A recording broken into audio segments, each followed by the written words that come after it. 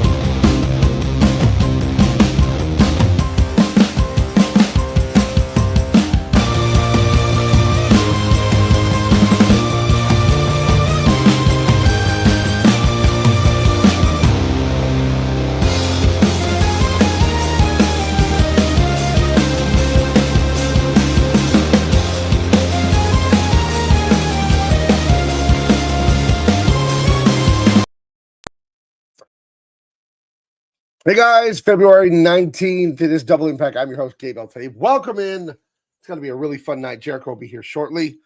He's late again. Mr. Green, you're late again. I'm having an awesome day, getting a lot done.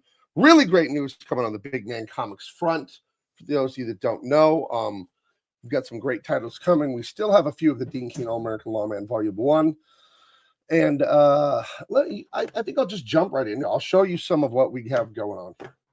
Okay, Empyrean is like, they ruined Star Wars for you, right? Well, I fixed it. So let me show you Empyrean, Earth Illuminated. I'll just throw it up on the screen. I'll just do it. I don't even care. I'll just do it. Let me reorganize the screen here. So to shrink myself, move myself to the side, and then I'll throw that artwork over here. Let's see. Yeah, there it is.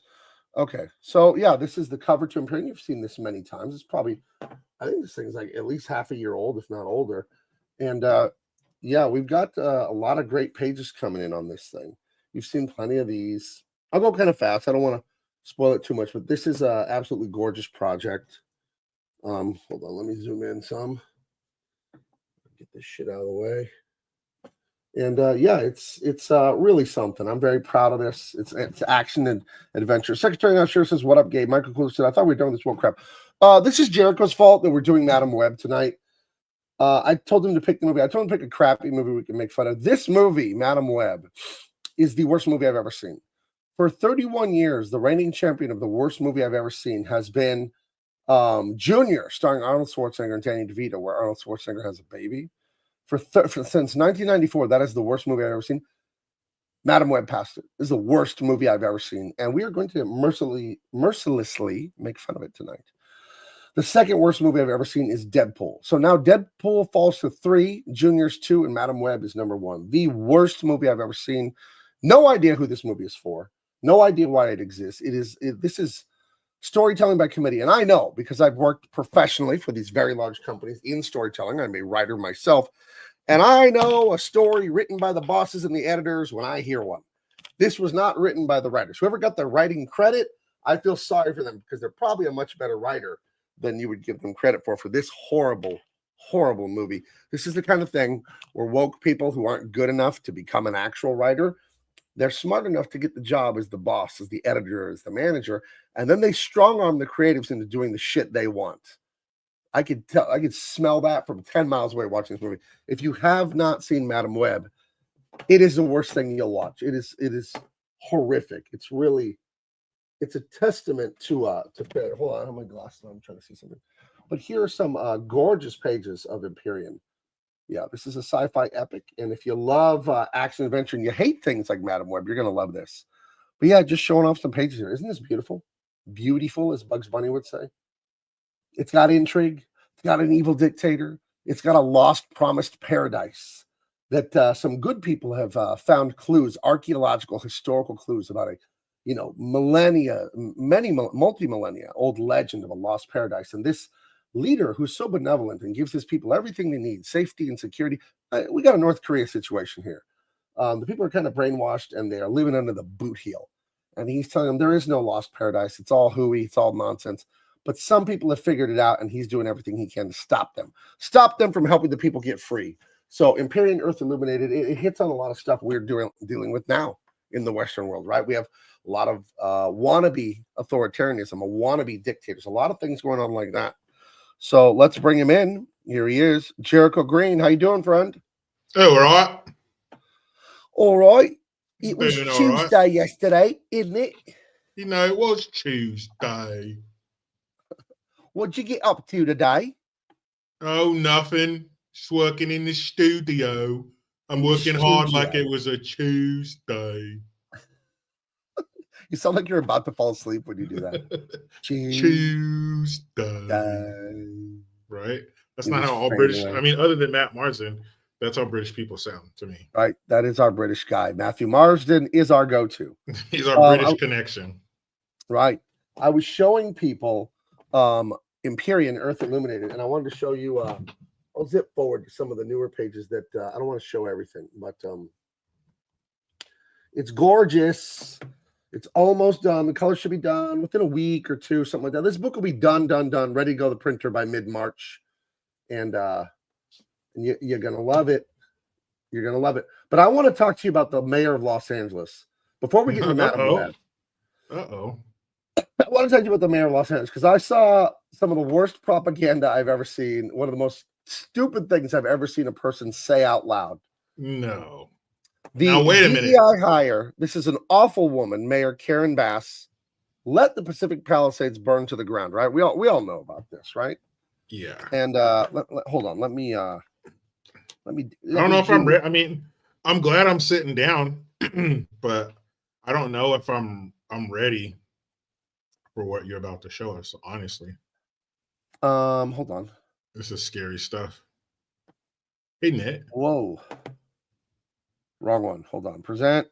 Share screen. I'm trying to share this damn screen. Okay, here we are. I have to adjust myself. She knew. LA Mayor Karen Bass says she's investigating why she was allowed to go on her trip to Ghana days before the LA fires.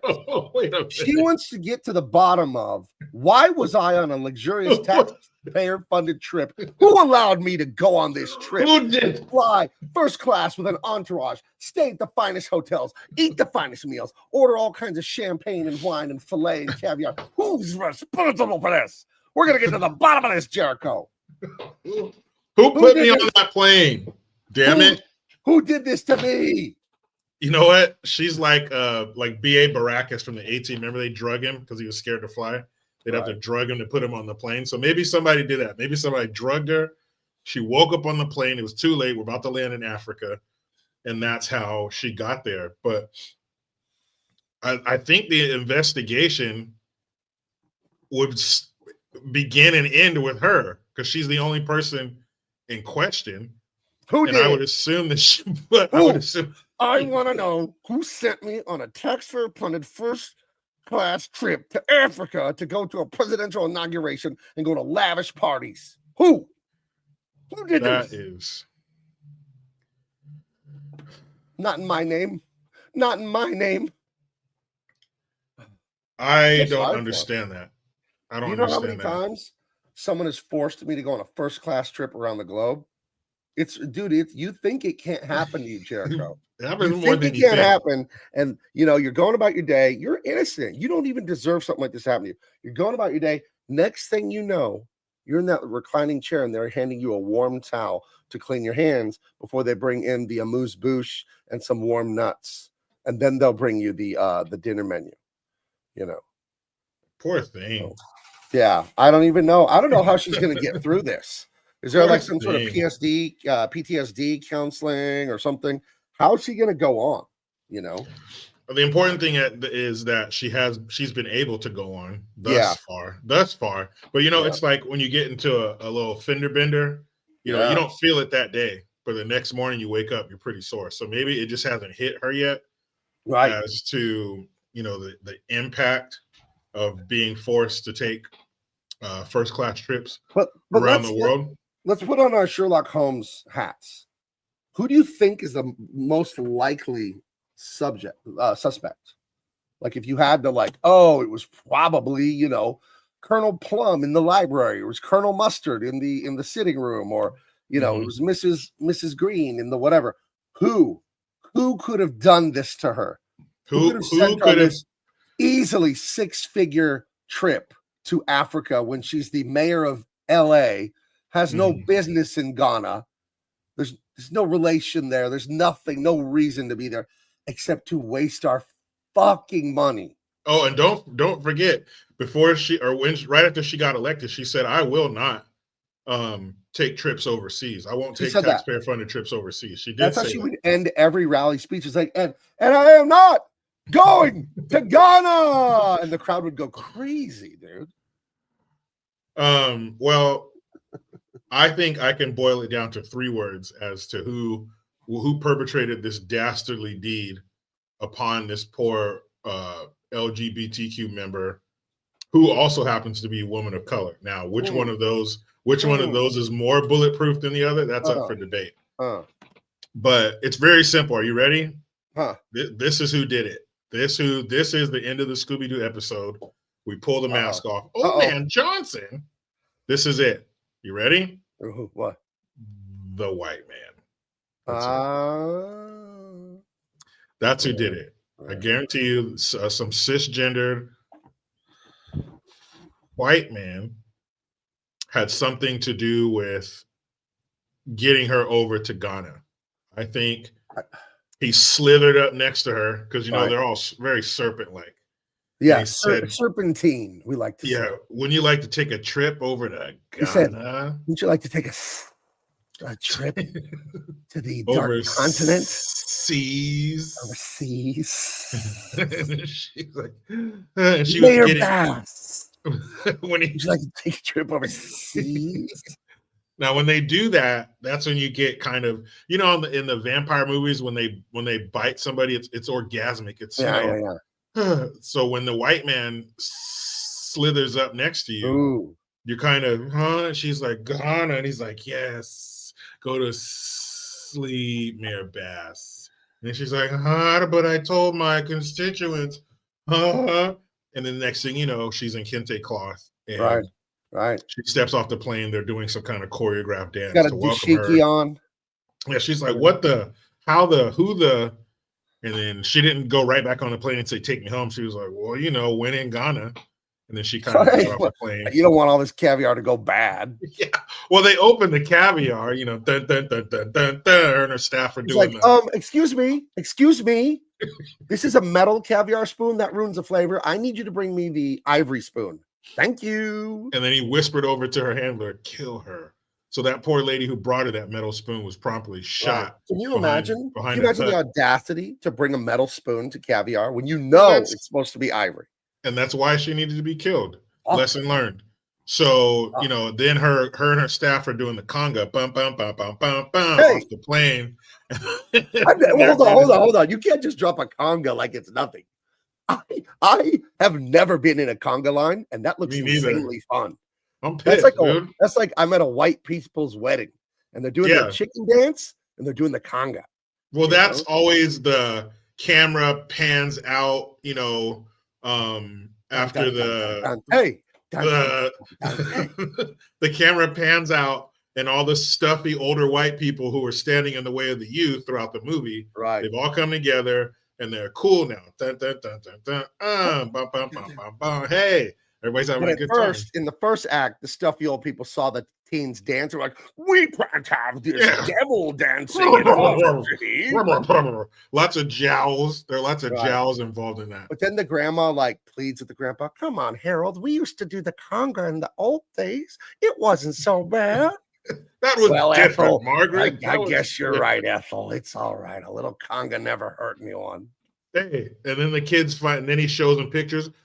Grandpa, is that you? You did the conga too? Yeah. Hey, look, Mr. Peterman's doing the conga.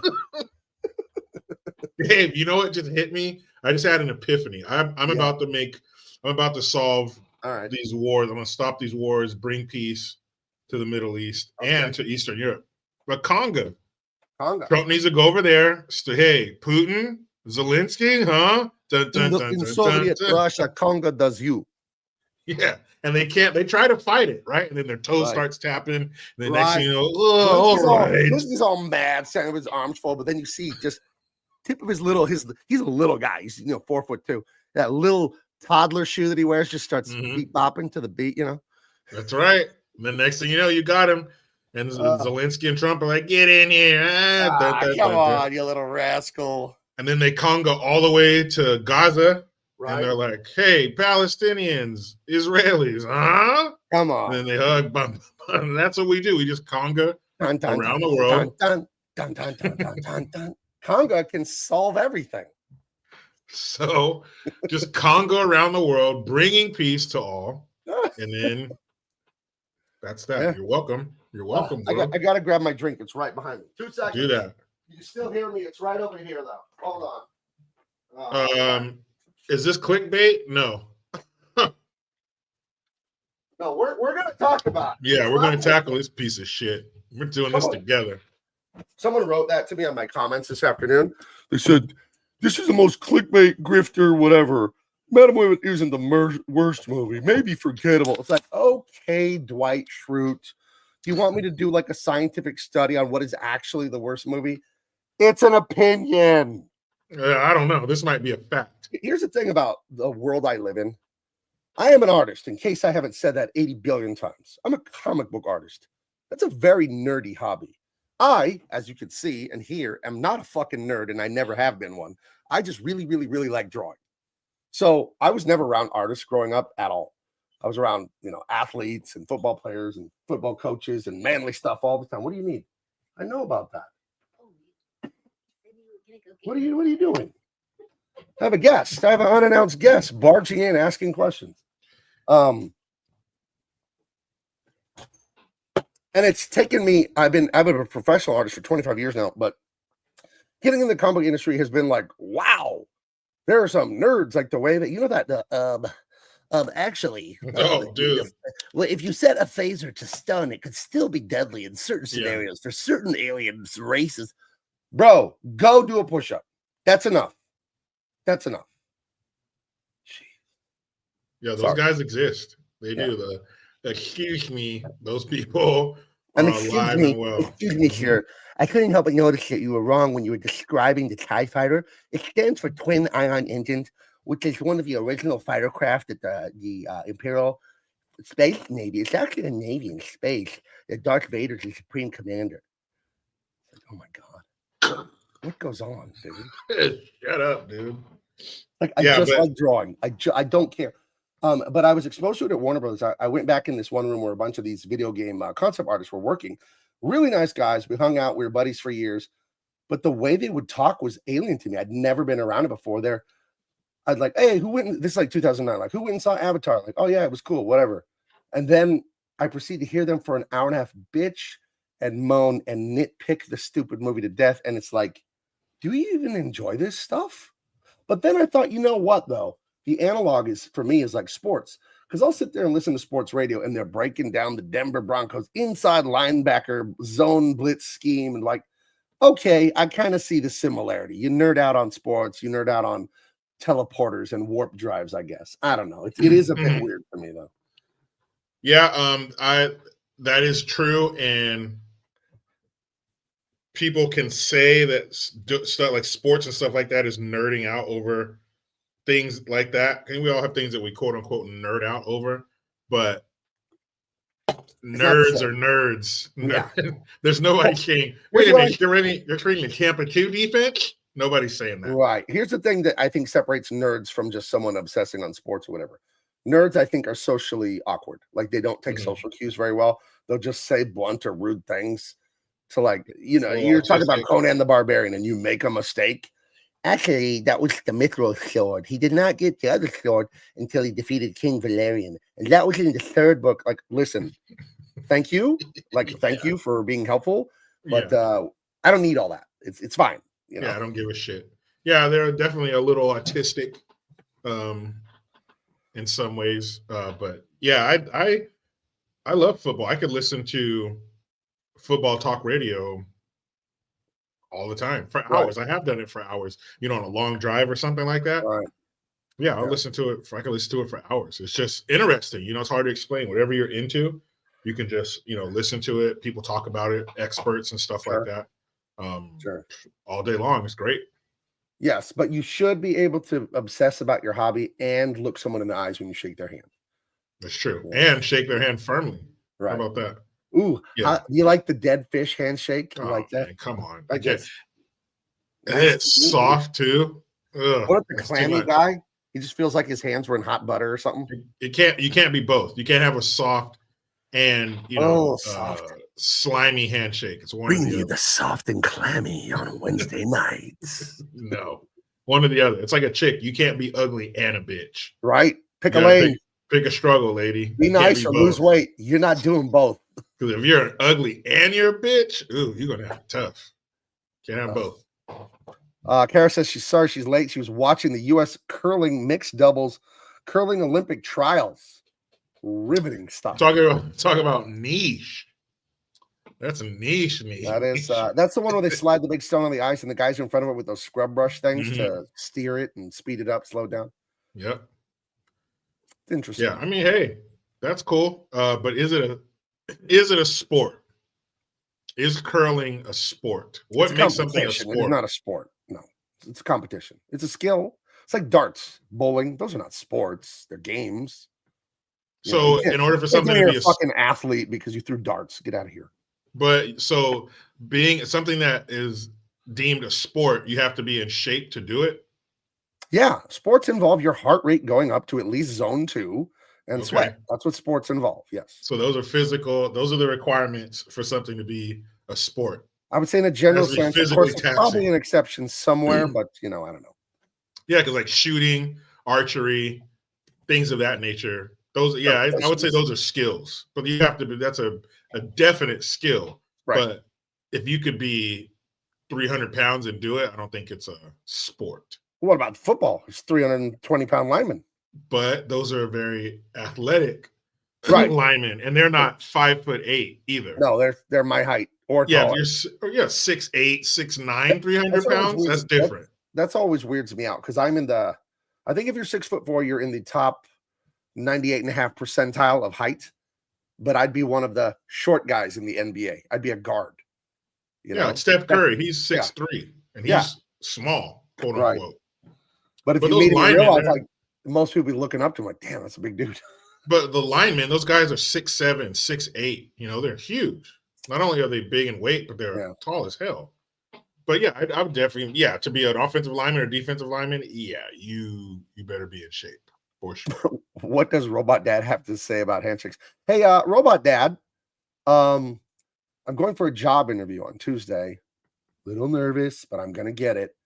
Got any pointers? Well, son, you must shake their hand firmly with eye contact.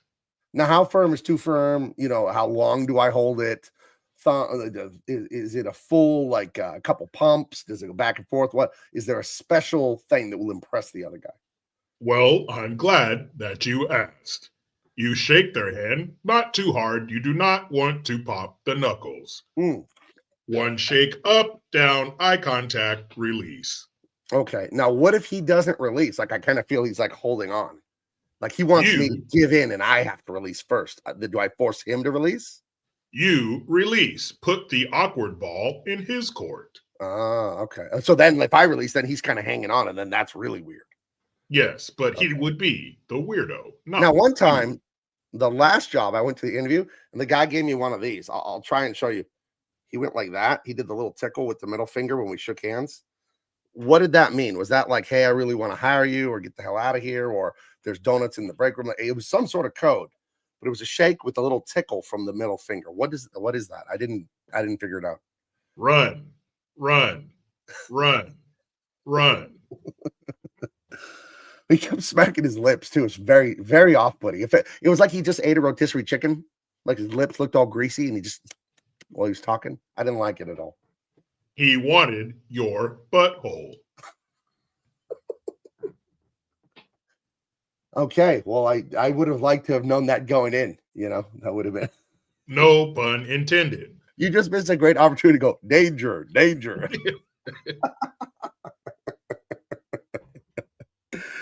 Oh, shit. Oh. Yeah, watch those stinkers, fellas. Yeah. Watch your stinker. Yeah, watch your six. Okay, I want to show what I was doing today because I'm very, very proud of it. It went quite well. And you give me a little commentary here, Mr. Jericho. Let's see. We'll remove this. Remove from studio. Hold on, we got to put this up here. Here's some of that Imperial. And I'll show you guys Tyrus, and then we're gonna get to this horrific movie. Okay. The Unstoppable. Look at this. This guy falling into orbit and lighting up. Oh, and that's that planet texture there, that's painted. That was painted by hand. That wasn't drawn in pencil ink. That was painted in digitally in Photoshop. But yeah, this is I'm not gonna explain what's going on. Yeah, this book is coming along marvelous. I wish I had a better thing to view this stuff in here, but this is how it is. I think the colors are outstanding. I'm glad I hired someone that can color good like me and make it beautiful. It would be a shame to hire someone and then it's all shitty. You're like, wait a minute. Well, this is why I only hire like veteran people that have been doing this 20, 30 years. But you guys are gonna love this. This is on the precipice of being finished. This book. This is right there. It's been fully illustrated since the end of November, December, and the colors are nearly done. Talked to the color guy today. I'm gonna give him like another week or two if he needs it. He's getting right there, but it's just I couldn't be more impressed. You know, yeah, it's that's so nice. Yeah, it's so action packed. It's so colorful. It's a lot of fun. And I gave you back Star Wars for all you nerds out there that like did you know that there can only be 2 Sith Dark Jedi at a time, Jericho? There can never be more than 2 Sith. Of course. But yeah, we're having a ball. Let me bring up another one that I can show you guys really quick. Okay, I'll have to bring this one up on my iPad. But I was inking The Unstoppable Tyrus. That's the other book I have coming this summer. And we have Mo. It's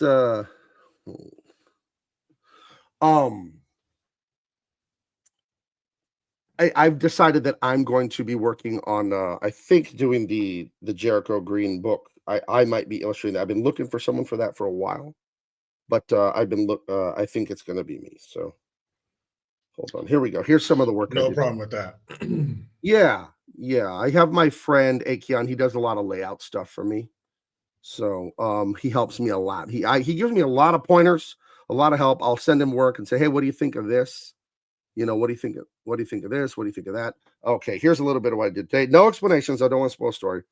Love drawing this tech. This took a long time. This seat that this guy's going to take a seat in, some machine that's going to do some comic book science fiction stuff.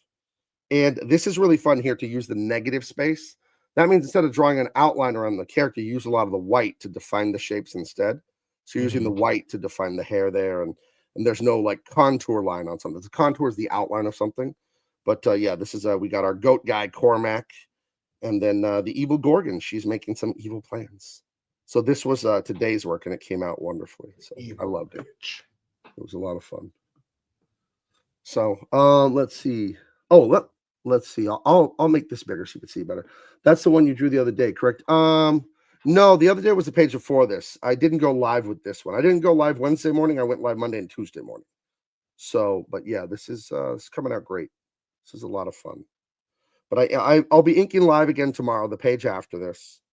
But yeah, this is again that use of negative space. We use the white to define it, and it's really fun. But the one I was working on yesterday that I showed you guys was This one here with their underground, don't need to worry about it, but it's some underground laboratory, science fiction, comic book style equipment.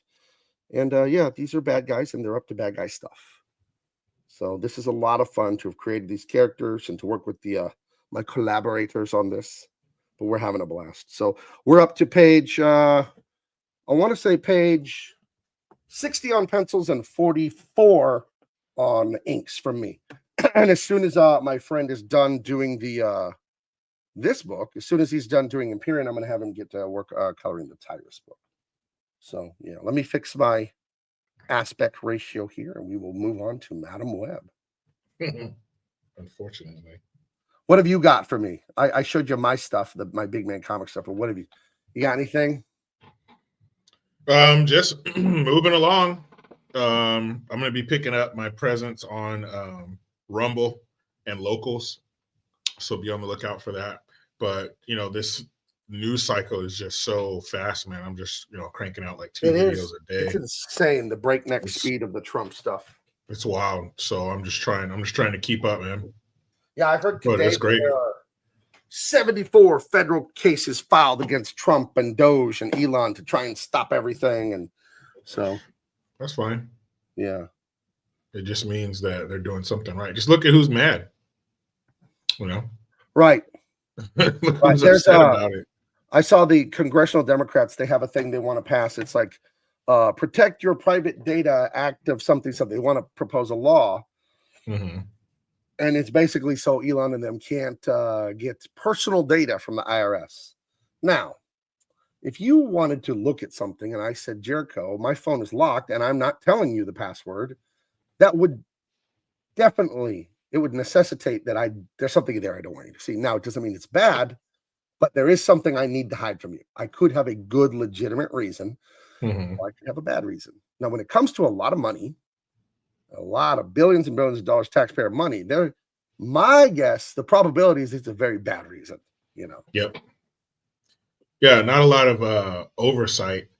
And, but that's what happens when it's so easy to spend other people's money. When you have billions and billions of other people's money flying around, and you can put it here and you can put it there and nobody cares, and you can make up this shell company or this organization and funnel the money here and overseas and call it this, but it says aid. So that means it's something good. They're sending sacks of rice and clothes and stuff. Oh, yeah. Medicine. Somebody's jabbing some little starving African kid in the arm with, vaccinations because of malaria. And it's good. And the USAID, that doesn't even stand for aid. It stands for something totally different.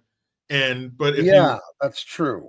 Yeah, it stands for something like influence. I don't even remember that. I forgot. But yeah, it's a real sneaky one they did there. Yeah, but if you wrap it in aid or you wrap it in something that sounds benevolent or kind, then yeah, no problem. Nobody's even going to look. And this has been going on for years and years and years. It's the Agency for International Development. Yeah, what the hell does that mean? Why are we concerned with international development? What are we developing? Money laundering. Because Jericho, we're going to build playgrounds all over Kenya. Oh, Jericho, you have a playground building company? Awesome. I do. I'm going to give you $10 billion. You're going to give me half of that back when I run for office next time in campaign donations, and rinse, repeat. And I'll keep sending you playground to build all over the world. You just keep doing it. While the playgrounds in America look like fall apart. Shit. Right. So, yeah. Of course. It's such bullshit, dude. But, if you call it that and people feel like, that sounds cool, nobody questions it. And if everybody's in on it, even the people who are supposed to punish people that do that, right, then it gets crazy fast. It's funny that all that regime change they do in other countries, right? Those color revolutions, what they did in Ukraine, like in 2013 or 14, whenever they did that, and different color revolutions that our government has done with this USA, CIA, whatever they do. The things they've done here for the last 10, 15, 20 years, it's a color revolution if you think about it. They manufacture consent by telling you everyone's going to the BLM march, everyone's going to the women's march, everyone hates Trump, and none of it's true. The popular support is for the patriotic, more conservative, definitely not woke, even if you're liberal, definitely not woke.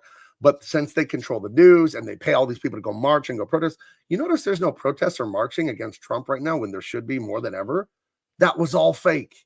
that was all paid for, Yeah, dude. he was a threat to democracy. But it was paid for with our money. We were paying for our own destruction.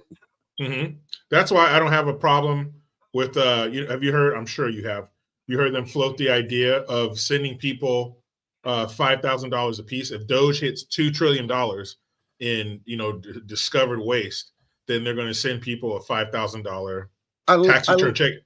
It wouldn't be stimulus because it wouldn't start. I mean, it wouldn't cause inflation because it's not a stimulus check. It's coming from the money that they're basically saving, by finding all this waste. Yeah, I don't like it. I like money. I'd love to get the check. I don't like it. I do think it would actually cause inflation, but just because you're increasing the money supply, you are. Where's the money really coming from? This is all. I think we heard before it wouldn't cause inflation with the stimulus checks. I think it would. But this is something that would happen 2026. So unlike the stimulus checks that we got for the sweet and sour sniffles, that shit kind of happened overnight. That was very fast that we got those checks out. This will take over a year. And I think if the waste is out there, that is where the money's coming from. And we haven't even gotten to the Department of Defense, the IRS, like the domestic shit. They're still looking, a lot of that is coming from overseas, and money we're sending overseas, the 20 million for the Iraqi Sesame Street and shit like that. I think once we start looking into those entities, that's where the big money will come in. One of the craziest things to me about all this is that there are people against it. And they're, Trump derangement leftists and all this and that. But it's like, how can you be against this? Because if you're left wing, right wing, woke, whatever, this is your money. Like you paid taxes. Like, I don't care what political party you are. This should really bother you. So that's just shows you that someone is just deranged. They're just so stubborn and stupid about this. Let me get to this super chat here. Double Ruski, do you think there's any gold left in Fort Knox? If I had to guess, like 50-50, no. Because why? Like, what do I know about it? I know nothing about it, but just it wouldn't surprise me because everything else seems to be a scam, right? So I think that would just go with the pattern. That there's nothing in there. Remember whose vault was that? Was it Al Capone or some shit, or Geraldo? Yes, it was Al Capone's vault, like in Chicago or something, right? Yeah, and there was like fucking nothing in there. But if they open up Fort Knox and there's nothing in there, we got a problem, right? Because as far as I'm concerned, and what I've been told since inception was that place is full of gold. So I want to see it. I want to bring this back up here. Michael Coulter says, "Hey Gabe, good news. You guys have a new dude to beat the old walking oil slick. That's Governor Gavin Newsom. He's from Riverside and he's a sheriff. I forget his name. It's Chad Bianco. I've seen him on the internet and talking about, he announced the other day he's going to run for governor in a couple years. Right now, the polling, which very well might just be fake news for persuasion, I tend to think it's fake news, is Kamala Harris is the leader in the clubhouse to be the governor of California in 2028. It would be the next election. 2020. Oh, is it 6 or 8? I don't remember. I think it's 6. know. I don't know what year of the Gavin Newsom experience we're on. It's just been a blur. So, that piece of shit. Right. But I'd like to think people saw enough of Kamala with the presidential and then like, hey, don't vote for her here. Look what her and Biden did to this country. So, and then, as I think if they go through the Social Security and stuff and all that, the federal level, Doge and all that, they can find out how many illegals are voting in California. Not if illegals are voting, how many are voting. For sure. Yeah, because I don't know, but I'm fairly certain it's tons. I'm fairly certain it's tons. Because you don't need an ID to vote. And you don't need an ID to vote so badly. We made a law saying you can't ask for ID to vote, What kind of shit is that? Who doesn't have an ID? I had an ID since I was 13. What? You're black. How do you have an ID? How do I even find the DMV? Because apparently we can't use computers or we can't navigate. We can't do shit. But I've had an ID since I was 13. That's 5 years before you can vote, I think. So why would that be? Who the hell who's 18 or over and doesn't have a damn driver's license or ID card?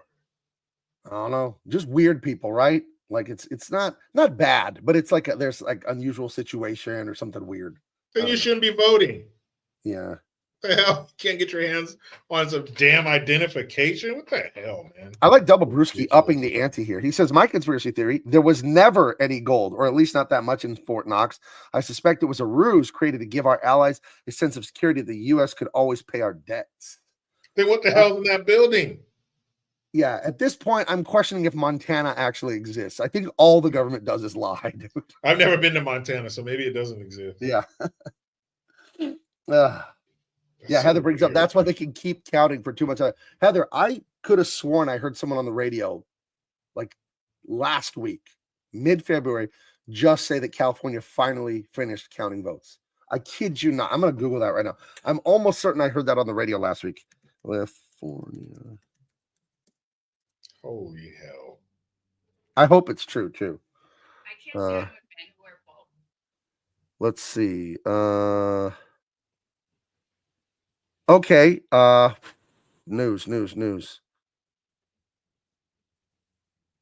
I can't find anything recent, but I'm almost certain that I saw that on the news or heard that in the news radio last week. I don't know. I wouldn't doubt it. Yeah. We suck. I wouldn't doubt it. You know what, though? I made a YouTube video the other day, and it was well received. And I think I'm very hopeful about Doge and Trump and all that.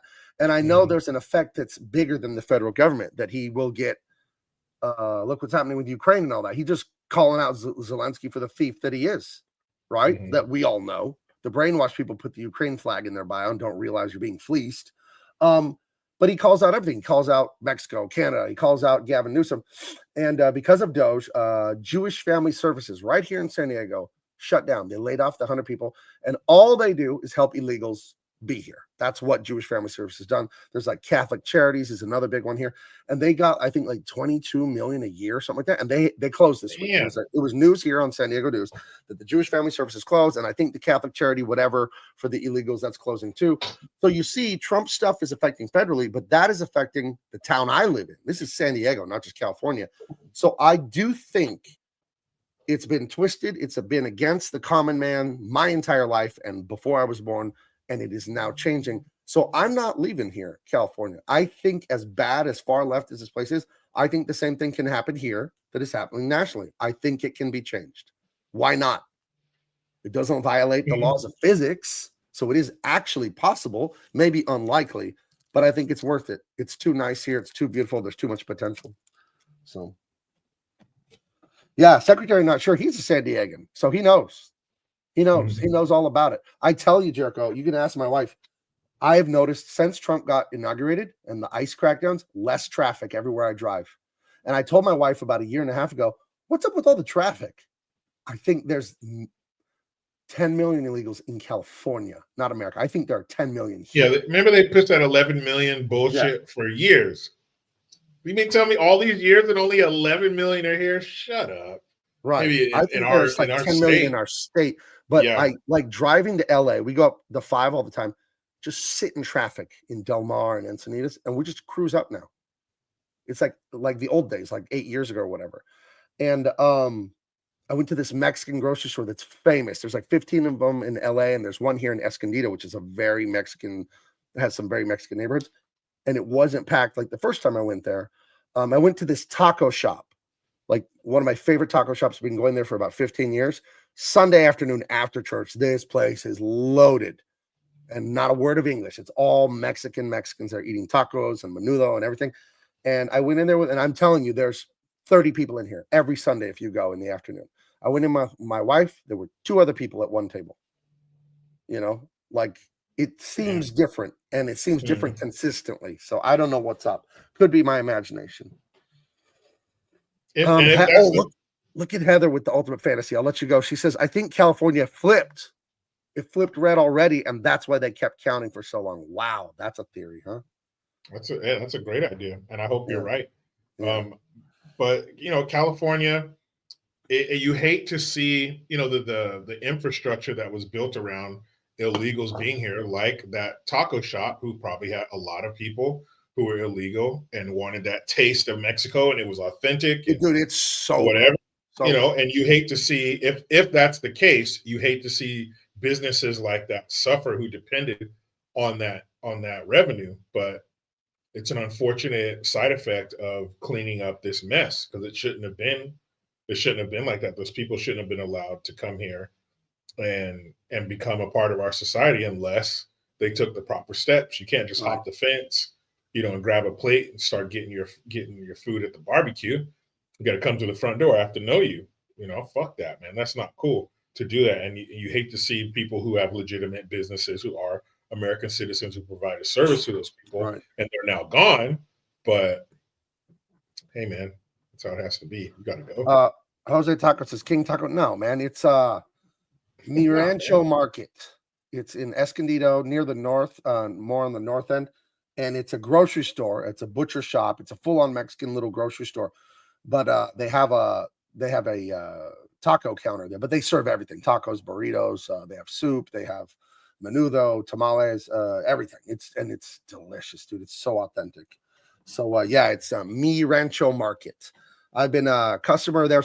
It was just a tiny little Mexican convenience store. And I would go to this donut shop with my wife since we were in high school. And we went to Peterson's Donuts. And I'm like, Fred Flintstone smells the food and then he floats away. Mm-hmm. We're getting a donut. And I'm like, what is that smell? And I turn around and 20 feet behind us is this little Mexican tiendita, a little convenience store. And we walk in and they have a hot dog cart inside. And they're testing out, hey, we're going to try and sell some tacos.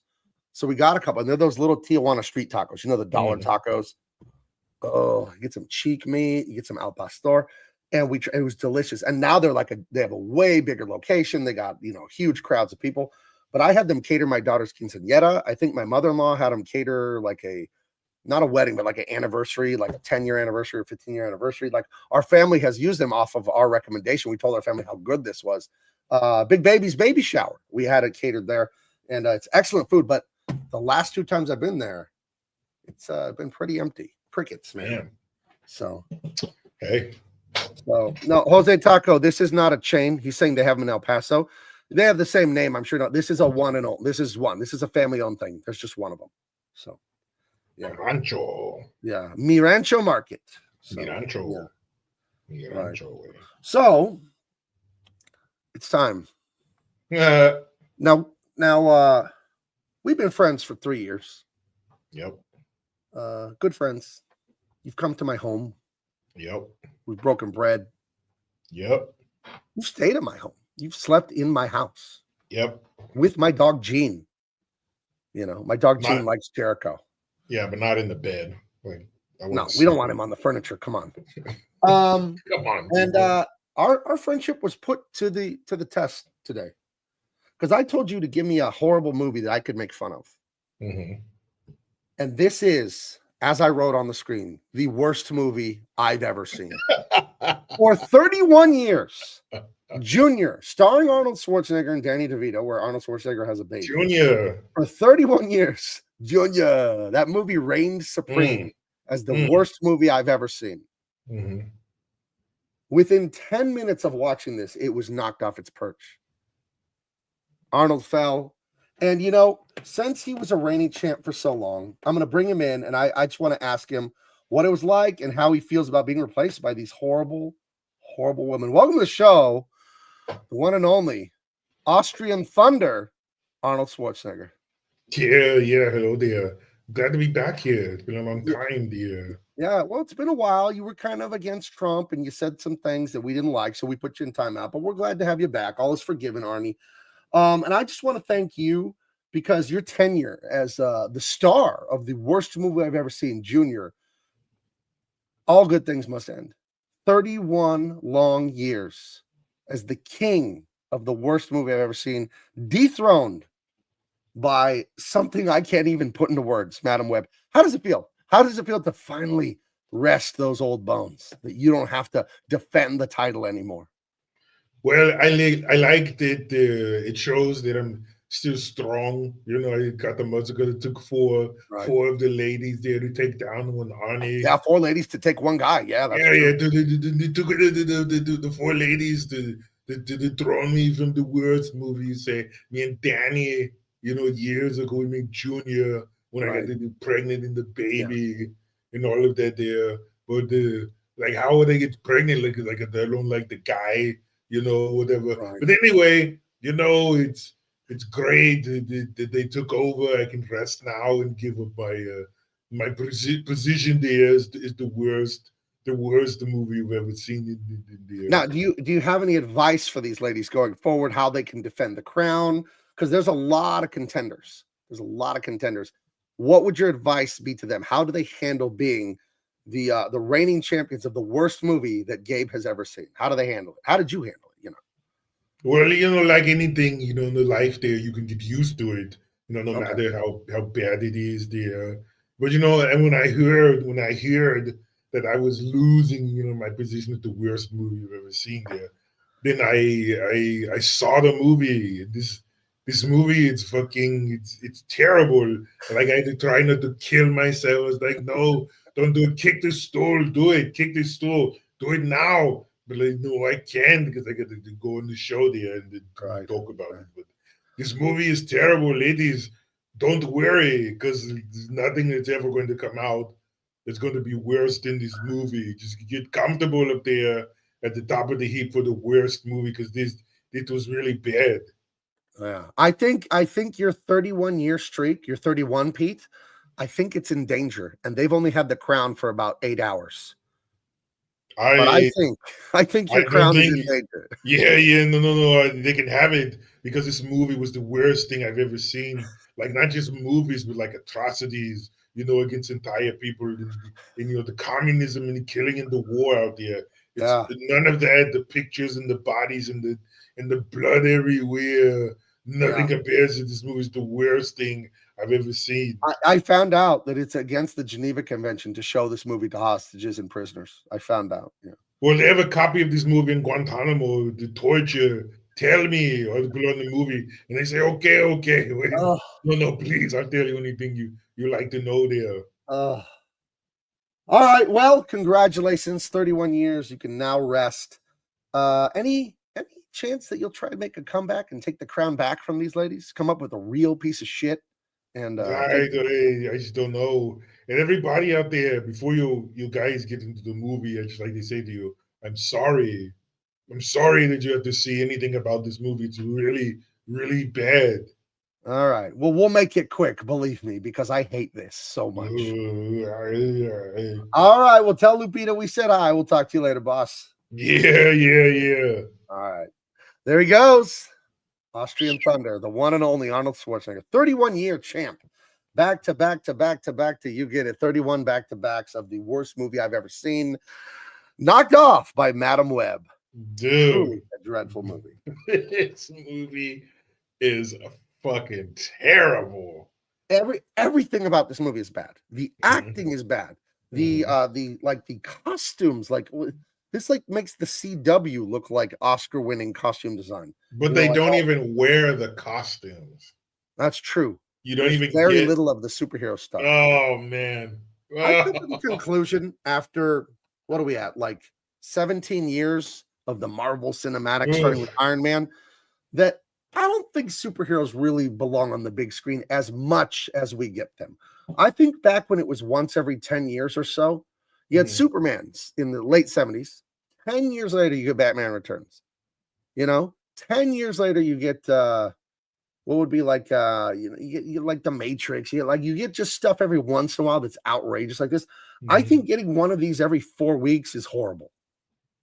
I do. I think it should only be for the biggest and the best, because it's so corny. It's so awful. And I think you really, really need the biggest, most famous stuff. They're just scraping about Madam Web. For those who don't know, this is a Spider-Man movie. Spider-Man is not in it. This takes place before Spider-Man.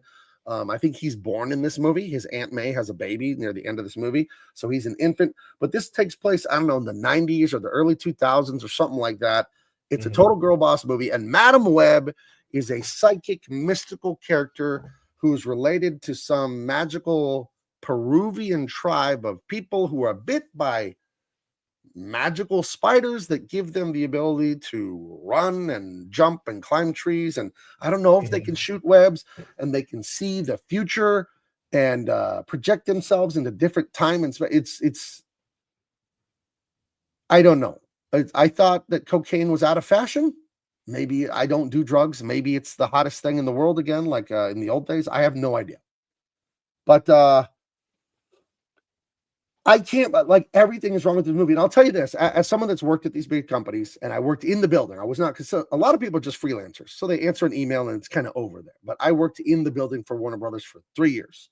And what you'll see, and I'm not trying to be mean, and it's not all of them, I had some great editors, but one thing some bad people do is they work their way to become an editor.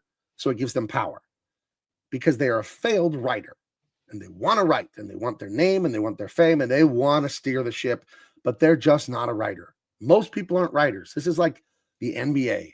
Most people are not that good at basketball. Most people are not that good at writing, and there's no shame in it. It's a skill. It's a high-level skill that takes years to develop.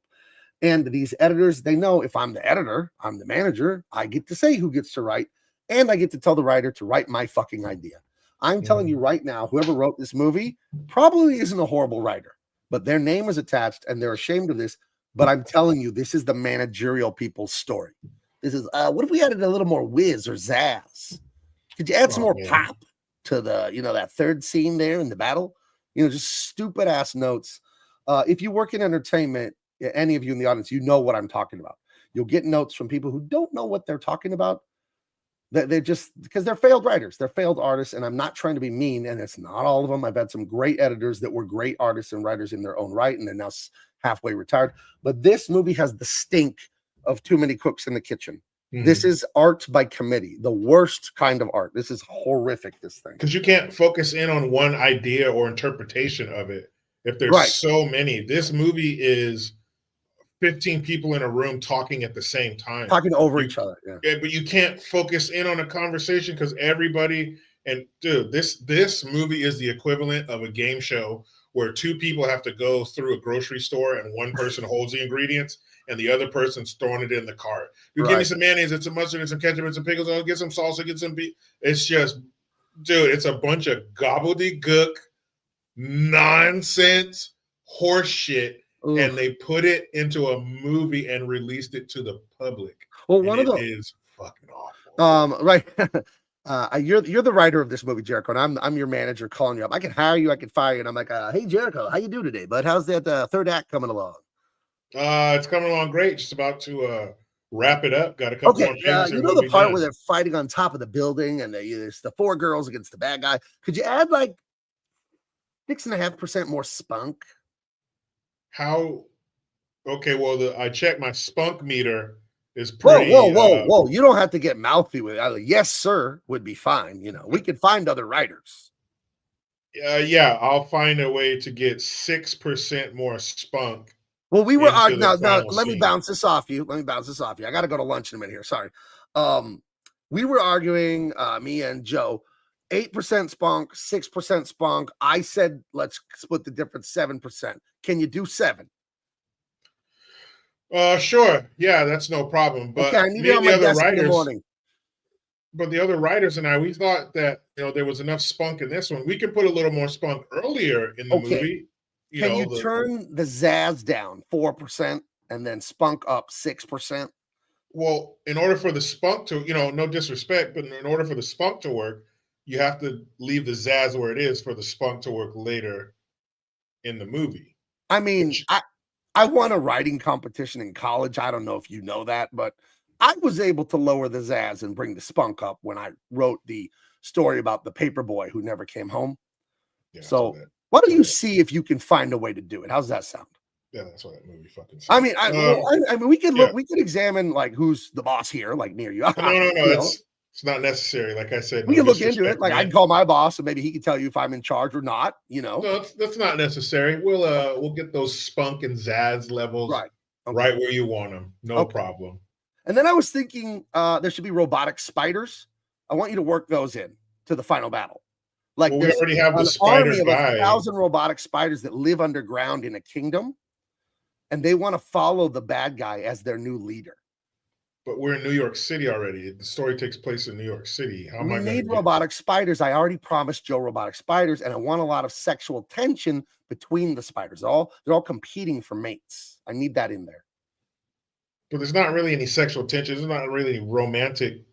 Am I in charge or do maybe I'm not? I'll ask You my sh- boss. No, you're in charge. I'll ask You'll Joe get if I'm in charge. Maybe I'm not in charge. Maybe Jericho's in charge today. What is it, Thursday? No. It's your world. I'm just a squirrel. I'll Oh, get the robotic spiders thank in there with sexual tension okay. and the zazz and the spunk levels Okay. to 7% And more. I was at a football game with my daughter, and there was a flyover. You know, they fly the bomber over the stadium, and she really liked it. She said, they're flying. So I need a bomber to fly over the final battle too. We could put like a sports scene and have Sure. Even better. Maybe one of the athletes helps the hero save the day. Put that in. But what about the robotic spiders and the sexual tension? We want all that too? No, it'll all go together. Maybe the basketball team steals the bomber. But if we're kind of getting away from the central idea of the movie with all this other crazy I didn't know this movie had a central idea. People, you don't understand. If you haven't seen this movie, we can't explain to you how terrible it is from beginning to end. And the final fight scene is the gayest shit you've ever seen in your life. This is like you're ready for the football game. NFL fan. You are ready for Sunday. It's the big game. Taking on the rival. Whoever wins makes the playoffs. You are hyped. You've bought the food. You've invited your relatives and your friends. And on the opening kickoff, your team gives up a touchdown. Like 8 seconds into the game, it's 7-0, and you're losing. That's what this movie is like. From wire to wire, this movie just shits all over itself. It's so bad. It's so bad. The character that Mike Epps plays, her boss, the black dude, well, then they go to his house for the barbecue. That is some of the worst acting I've ever seen. I could just see the editor. Well, you know, black people, they have barbecues, right? I mean, they're like barbecues. It is so, and when Gabe says girl boss, they work that into everything. There's a scene coming up where she goes to a barbecue at a friend's house, doing her best to play an introverted man. And she's giving her boss shit. She's talking shit to her boss about the way he barbecues. And then his wife comes in and co-signs like, oh, I know, he's such an idiot. Men are so stupid. Oh, and then her partner is such a beta cuck bitch. But you know what? I've seen or listened to other podcasts with him on it. That's how he is. Like, he loves this role. He's a male feminist who wants to empower women, and he goes to sleep every night wearing a pink pussy hat. So, of course, he jumped at this role to be a beta cuck to this chick and just let him slap him around the movie set. Dude, it's awful. Oh, speaking of sets, this looks like it was shot on a soundstage in LA somewhere. It looks like it was shot at Garfield High School in Los Angeles, dude. It looks so setty. Is setty a word? It looks cheap. It looks cheap. Okay, and then as a writer, one of my favorite things to write is dialogue. Dialogue is where characters come to life. Dialogue is how you move the plot forward, but it's sleight of hand, like a great magician. You don't say, and then Jericho, we have to stop the bomb, because if the bomb is able to go off, then that will free the goblins. Like, you can't just say the storyline to the audience. You've got to mix it in. Were you doing a joke right there, or were you quoting the movie? Because I couldn't tell. Same thing. That sounded just like the movie. But then you'll never be able to gain your powers if you do not defeat him. It's like, what the shit is going on here? Nobody talks that way. If he came up to me talking to me that way, I'd be like, sit down, dude. Let me take you to the hospital. What's wrong? That's how people talk, man. People talk exactly how they do in this movie. This movie, if anything, if you had to boil this movie, if you had to distill this movie down to one shot, it would be accuracy. Okay, so this lady, she's in the jungle. She's some sort of biologist. She's looking for a certain spider that is hard to find. Try and find a spider in the jungle, by the way. Jungles are messy. There's a lot of stuff going on in jungles. And she's like, but right away, the exposition dialogue starts. Well, this spider has these special properties and these healing peptides. About just like, it feels like she should be looking into the camera saying it and not to this guy. It's too on the nose, man. It's too. She's just telling him on the nose. She's doing an info dump right to him of what we need to know as an audience, and it's the most inelegant writing. And as a writer, you always have to do that. You have to tell the audience the details, the plot, the score. but you find a way so it's seamless and it seems like a real conversation. And this movie fails that like the entire time. They can't get it right ever. And I'm telling you, it's not the writer's fault. If this is a professional writer, it's the executives that do that. The editors, the executive, they go, I don't think the audience will understand that the spider gives a superpower. She needs to specifically say that these spiders give the mutant powers. And it's like, you are kidding me, dude. You would never say that. You would never say that. Oh my God. So I don't know. It's you know how you were joking, like it's almost like you can't make a joke about it because the joke would be like I don't even know how to explain it. Well, it's like when we joke about it, it's literal. That's how the movie is. It's what's happening. It's like it's the kind of shit where I don't know, Jericho's running and he drops whatever, and then I turn and go, "You just dropped that." It's like I don't need to say that. Everyone saw it. No. And, hey, Jericho, you just dropped the valuable time machine component. Now the time machine will never work. You wouldn't fucking say that. If we had a time machine, we're stuck in the dinosaur days, me and Jericho, and we needed this piece of the time machine, and he was carrying it, he dropped it. I wouldn't go, Jericho, you destroyed the hyperturbulator. Now we can't go back to 2025. I'd say, fuck, Jericho, is that broken? That's what I would say. Yeah, and it's self-explanatory. Like, yeah, obviously that would mean that the thing's not going to work now. That would mean the thing is important. And then later it's like, well, we'll have to find another way to get back there. Like, that's how you write it, dude. You don't just like turn to the camera and tell the audience exactly what it is. It's so dumb. You should have wrote this movie. Where were you? I could write this movie in 4 minutes, I think, and do a better job. You know, this shit you know was what so I would write? awful. I would write that this lady was in the jungle looking for this stupid spider, and then an asteroid happened to hit this part of the jungle, and the rest of the story never happens. That's what I would write. The end. The end. Because you know, jungles are notorious for having things that are easy to find. Right. So yeah, so she's like, oh, we got to find this spider. It's got all these special properties, and there's legends of these Peruvian people jumping and climbing trees, and this is where Spider-Man gets his powers ostensibly, I guess, in the new thing. That's not how the comic book was in the 60s. But I think this was a current storyline, recent storyline from about 10 years ago. They came up with this whole Mayan or Peruvian South American spider god. There's like a spider god that imbues these powers or something. I don't know. I don't read comic books, to be honest with you, anymore. I collect comics that I love the art, but I'll get like a collected edition of my favorite illustrator's work. But I almost can't find anything to read nowadays. It's so bad. And it's the Hollywood company's fault, I think, because there's so much interference from editorial. I don't think the writers I know and I'm friends with working on Batman and Superman, I don't think they're bad writers. They're very talented, but they are steered by these corporations from on high. Do this, not all the shit we've been saying. They're not allowed to be free. And I'll tell you, the stuff I do at Big Man Comics, that's the number one thing. I let the guys that I hire illustrate, the guys I hire to color, myself, we just do what we want. And I know how good they are at what they do. So it's like freedom.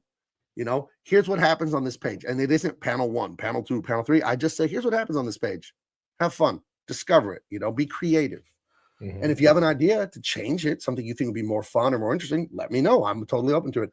My philosophy as a creative is best idea wins. If your idea is better than mine, more fun, more thrilling, more of a twist, more enjoyable for the reader, we're going to change it. I'm like, oh, but my precious words I wrote. I'm such a genius. My precious words. No, that's the death of art. So anyway, she's looking for a spider, which is, you know, no bigger than an inch in a South American jungle. Lo and behold, there it is. Got it.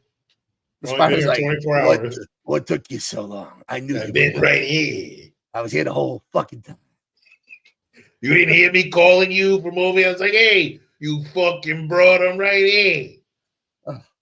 So she's with some other science people, right? They're coming to get this dumbass spider. And they're with this, is he the guide or whatever, this guy? I don't know who he is. He's looking for the spider too. Right. And he fucking kills that guy and some other people. And they're like, the spider is mine.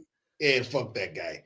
So he's like befriends them basically, and everybody thinks, oh, he's cool, he's gonna help us. But once they find what they're looking for, I'm a bad guy. So he pulls the gun, give me the spider. But no, give me the spider.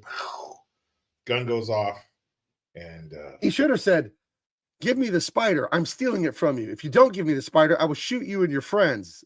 That's what he should have said. That's probably. I'll shoot you and your friends with this 45 caliber 45 APC bullets from my can't tell if that's a Beretta. I can't tell. It's blurry. Looks like a 1911. Oh, it is a 1911. That little scoop near the front of the muzzle. Yeah. 45 ACP. Come on. That's devastating. Classic. Hey. That's gonna hurt from that distance. It's gonna hurt real bad. Yeah. It's gonna leave an owie. It's gonna leave a mark. So he accidentally shoots her. She's pregnant, by the way, with Madam Web. Well, you should always go to a tropical jungle when you're nearly ready to give birth. What could happen? There's just malaria, panthers, snakes of all sorts of venomous types. And when you're pregnant, it's always good to find a venomous spider. That's another good thing to do. Yeah, and handle it. Make sure you handle the venomous spider. And then all those things you name, handling the venomous spiders, being in the jungle, all the dangerous things, none of those have quite the impact unless you add being hundreds of miles away from medical care. That's where you're going to have a problem. So you want to be far away from medical technology, around dangerous animals, and handle them as much as you can. Right. She wants to be 7 hours away from a good hospital when she's like 8 months pregnant. It's just smart. Duh. Because everybody knows the longer a woman's pregnant, the easier it gets. Remdog 1138 says, Gabe, have you ever used the Marvel method when creating a comic like scenario art? That's exactly what I do. I use the Marvel method. So the Marvel method, in television and movies and all that, you'll describe the shot. You'll say, day, interior. John and Fred are in his office. They are arguing. John stands over the desk. Fred is sitting. And then you'll have the dialogue back and forth, but they describe it visually. In the Marvel method, you just say, they're meeting at a park and they're fighting over this thing. The one guy tackles the other guy. He gets the upper hand. There's bystanders in the background. It's raining heavily and the sun is starting to go down. I just describe it, but I don't get into, and then you need to draw this and draw that. I don't say you have to draw this panel. Then we draw a close up. Then we draw a long shot. I don't do any of that. I let them do it. It's way more fun for them, and then I write no dialogue. I'll write a tiny bit once in a while. I'll write it more for me to remember, ooh, that's a good one. That's a good line there. I'll write it down. But I try to not write any dialogue because I improv it from looking at the images. I look at what is returned to me in the visual art. I go, okay, I think he's saying this. It looks like he's saying this. Because what the illustrator will do, he'll add acting, hand gestures, facial expressions, and he'll add to it. He'll read what I wrote and then think about how would people feel in this situation? What would they do? And you'll get all kinds of clever stuff, all kinds of fun stuff that you didn't write. So it's kind of like how Jericho and I do improv. The way improv comedy works is there's the rule called yes and. So I come up with a premise, and then the only rule when Jericho thinks of what to say is he can't disagree. And then I can't disagree with the reality of what's happening. So when you're doing improv, you can't really say no. It's like, he has a gun. Like the one my grandmother gave him for Christmas. You just add to it. That was a line I read in a Tina Fey book about improving. So yeah, I improv the dialogue by looking at the acting based on my script, the acting and the drawings. So it's really fun to do it that way. You guys are too much. Great comments. Oh, you guys, wait, can you do an Australian reading of that, Jericho? Yeah. Wait, why did that shit go blank? Why am I thinking British right now? Crikey, you guys are too much. Great. No, see, that's coming out too British. Why? I always go to British that's why I stopped myself, because I felt the British on. Anyway, thank you from down under. What the hell happened? Yeah, I don't know what the hell happened there. I don't know. Let's keep going with this steaming pile of shit. All right. But thank you. We're having a good time with this. So yeah, she gets shot, she's going down, and then a dude in the cheapest looking black rubber sort of spider web stuff picks her up, tells her it's going to be all right, and then he jumps in the trees and runs off with her, and he takes her to this cave of the spider people that are Peruvian whatevers, and they listen. It would be cool to have mutant spider powers. It would be if you could see the past or the future. That was part of it. I guess that's the 8 eyes, right? So supervision, so they could see the past and the future. But then all the climbing and the shooting webs and all that'd be cool. Here's what wouldn't be cool: wearing stringy webs. Just because you have the powers, you could wear normal clothes. You don't have to wear these black rubber web things, right? Yeah, I came to you, Jericho, and I said, "Hey, Jericho, you have spider powers now." You said, "Oh, can you please put me in rags that feel all weird and will rub my skin and make it hard to walk around? Yeah, and rub me raw in some spots, please. Oh, hey, can you bring that that comment back up from Tony C? Let's find it. Oh, you found it? You guys are too much. Great commentary, Mike. There we go. Couldn't let that one go. You guys are too. That's a weird one. You guys are too much. Great You know what that commentary, does? Mike. To the size of that bigger. It's got a twang of Robin Leach, lifestyles of the rich and famous. Champagne wishes and caviar Right. dreams, dude. That was a shit. That's not Robin nice. Leach. Look at this. This is actually funny, but very true and insightful. This is brilliant. Shadowware. The best part of bad movies is that it shows you how to make good movies. That sounds like just a joke. That is so true. There's a concept in logic and reasoning and probability called via negativa. That's Latin for by the negative, by no. And it's always best to know what not to do, because what you can do is infinite. There's infinite options of what to do. There are limited options of what you should not do. For instance, you're out in the forest and there's a bunch of bushes, and some are good and nutritious and some will kill you. There are 10 bushes, Jericho, and I can tell you what one of them does. 9 of them are healthy. 1 of them will kill you. Do you want me to tell you which one kills you? Do you want me to tell you which one? You know what I mean? It's better to know what not to do. Because if I tell you, well, that one, you can eat it. Well, there's still 9 and one of them is deadly. You still don't know. Yeah, I need to know which one's going to hurt me. Right. Yeah. Via negativa is the best way to learn what not to do. Well, I can tell you what not to do about 5 things in this scene right here. That suit is definitely one of them. That shit looks dumb. It looks uncomfortable. And yeah, if you're going to be jumping and gliding and all this, you would want something a little more, I don't know, streamlined, not as chunky. What is that? Are those vines? What purpose do they serve? Do they just look cool? I think it looks, you know what it looks? It looks cheap to me. This looks like a budget problem with this movie. How? It's a Marvel movie. Budget should never be an issue. Does this not look cheap as hell? Just like black silly string? It looks like shit. I don't know. So they take her into the spider people's cave where they talk to her about mystical whatever. And she has a baby who's the main character of this movie, because this movie takes place 30 years after this stupid jungle adventure. She gives birth in a glowing pool of, I don't know what. This is like the party jacuzzi for the spider people, I guess. This is where they chill out, I guess. They'll chill out and fucking wash their ass. Chill, dude. We're all spider people anyway, man. Just chill the fuck out, bro. Come in here and get Miss Spider suit, dude. Dude, you should try out this horrible, itchy spider suit. It's awesome. Dude, the budget was $80 million. So how do you get something that looks like this with $80 million? That's a serious budget. That's a decent budget right there. Ooh, Michael Coulter. I like this. If I could have any superpower, it would be superhuman strength, agility, and the intelligence to understand military tactics like my man Deathstroke. Well, actually, that's 2 powers, so you're going to have to pick one. So many powers. I like it. Superhuman strength and agility. But let me put on my nerd hat for a minute. You're not invulnerable, though. You still can get hurt normally. So maybe invulnerability or a healing factor. Oh, boy. We better tone it down. I'm a married man, and I don't need women coming after me because I'm talking like this. You better watch out. You're going to hear all these people banging at your door. Right. My wife would not appreciate knowing that I was talking this way in front of women. Knock it off. You're married. $80 million, and these are what the costumes look like. Oh, someone says Miles Morales was supposed to be born in this film instead of Peter. Miles Morales is the, I think, half black, half Puerto Rican new Spider-Man that they came out with like 10 years ago or something like that. And much controversy about that online all the time. People getting angry, saying Miles Morales is Miles Morales, Peter Parker is Spider-Man. And then people get really, really mad about it. So I don't know. Either way, I don't care. Well, there's only one Spider-Man, right? Everybody else is something else. Web slinger dude. I don't know. So smash cut from this cave. So that little baby being held there by the this cheap is that the guy that shot everyone? Who is that guy holding the baby? That's another guy. These are the guys who helped her. Okay. That guy ran off. He took the spider. Oh, and by the way, the spider that they found in that little tiny glass jar, the CGI looks shitty.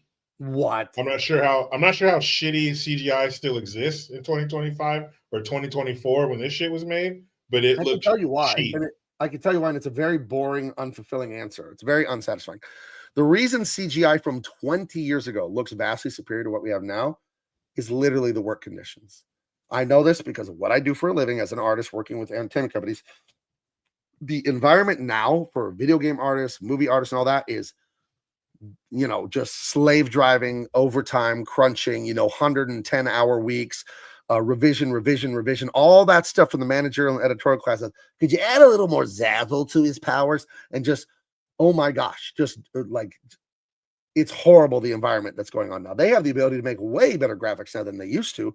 And you look at old stuff like Pirates of the Caribbean, that octopus-headed guy or squid-headed guy playing the piano, masterful special effects. And it's funny. Someone posted that Davy Jones from the 20-year-old Johnny Depp movie, that pirate movie, and said, how come this stuff looks so good a long time ago? What happened? And a guy tweeted back and said, my dad animated this 20 years ago, and they're killing the artists now, underpaying them, overworking them, and it's all rushed. That's what the big problem is. So not a fun answer, but that's what's going on. Because it looked like shit. I was like, dude, this is like TV special effects. Like $80 million. Where did it go into paying the actors or some shit? Like, where did that $80 million go? Because it certainly didn't go to designing the Peruvian spider people costumes. Do you ever think that Hollywood is just a bunch of money laundering, though? You hear like, oh, Superman had a $300 million budget, but it's like, does it really cost that much to make these things? Really? And if most of it is CGI, like, is electricity expensive? Why would CGI be more expensive than practical effects? I would think getting a crane and all that and dropping a truck off of something would be more expensive than some dork in a room, with his mouse, right? Wouldn't that be cheaper? I have no idea, man. I work tangentially to this stuff. Spider Ghost says it's this storyline with the Spider God and all that is much older than I remember. It's from 2005. JMS, famous comic writer, wrote it. Oh, it's that old, the Spider God stuff? Really? 20 years ago. If I had put money, I would have guessed it was 5-10-year-old storyline. Wow. Man, time flies. I know it's like cliche to say, but 2025. Can you believe that we're a quarter century past, Y2K and all that? It's insane. That was Y2K was everything. We were all supposed to die. Everything was going to reset. Planes are going to, crash, and the whole world was supposed to shut down. People were buying batteries and water and all this crazy shit. And it was like nothing, absolutely nothing. Oh, the classic milk in a bowl for your cat, because she's playing a guy. Right. This is what she's playing a guy. She's a bachelor or bachelorette. Lives by herself. She's her last name is Webb. We can't ignore that. Yeah, again, right on the nose. That's not the movie people's fault. The character's been around for 40, 50 years, and it is Madam Webb. So that is a comic book thing. That's not a movie thing. So, but she's the aloof, nothing bothers me. I don't like crowds, emotions. So she's like playing a dude, basically, and her partner, what's his name? Scott something. I don't know. He's got one of the biggest noggins I've ever seen. Adam Scott, I think his name is. Yeah, Adam Scott. And again, he's a little woke, progressive commie bitch. But he plays her partner, who is obviously a beta male. He's a beta in his own life. His girlfriend talks shit to him, tells him what to do. I mean, it's boss girl from top to bottom, in and out. And it sucks ass. My favorite part of this movie is in the end when they have the final shot of this movie. And they show this is the final shot of the movie. And like, we're coming for you, bad guys. And there's never going to be a sequel. So you're coming for no one. But they started playing In Dreams by the Cranberries. Da, da, da, never quite the same. You're a dream to me. I don't know the words of the fucking song, but we all know the song. Yeah. It's a good song. That Dolores O'Riordan, rest in peace. She died a few years ago. Zombie, Dreams. It's a really great songs, the Cranberries. But it is so 90s girl, man. Like, what? It's so trash. But as it goes on, you just see the boss girl bullshit. And this is Madam Web's played by Dakota Johnson. Don Johnson's daughter. Right. She was in 50 Shades of Grey. Yep. That's her claim to fame. And then the guy who plays the main bad guy, Ezekiel, his name's Tahar Rahim. So where was the outrage that you get, I don't know, an Arab guy? And it with Tahar Rahim? What kind of guy is that to play a Peruvian? I don't know. Oh, yeah, and he wanted a spider for himself because there was something wrong with him or his family died of a disease or something like that. And this spider, it bites people and it fixes everything, man. Fix your taxes, fix your marriage. And it'll clean your room. Make your wife a better driver so she doesn't hit the curb parking your car. If you're standing there with a garage that's all messed up and you got to clean it and you're just like, oh, where do I begin? Spider. Nick Swabakauta Wilson says, Jamie, get to the chopper.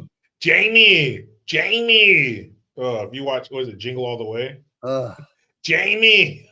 Shut up. You know what? Change that kid's name right now. Jingle All the Way is a good Christmas movie. It's not a great movie, but I thought it was stupid at first. I'm like, there's something charming about this. It is stupid. It's very stupid.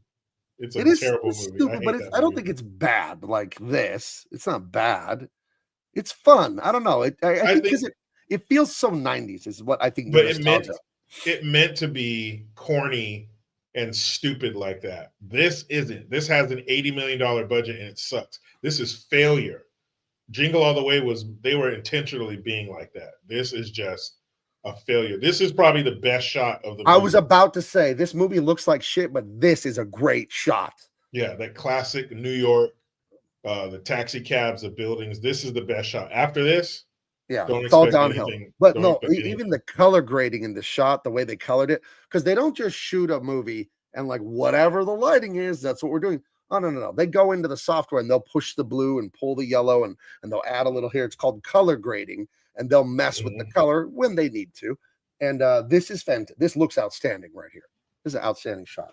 So, and that's Secretary Not Sure says Sinbad made it funny. So, he was the mailman. Yeah. Tell your daughter to keep going. Secretary, tell your daughter to keep going. She's very good for a 10-year-old. He showed me some pics. His daughter is up and coming. Awesome. Mangaka are manga creators. So hopefully it works for her, This dude is Arab. He's Algerian French, but they haven't played a Peruvian guy.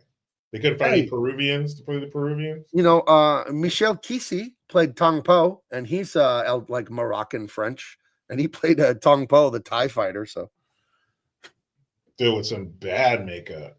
Yeah, when you watch it in 4K, like, oh, it's bad.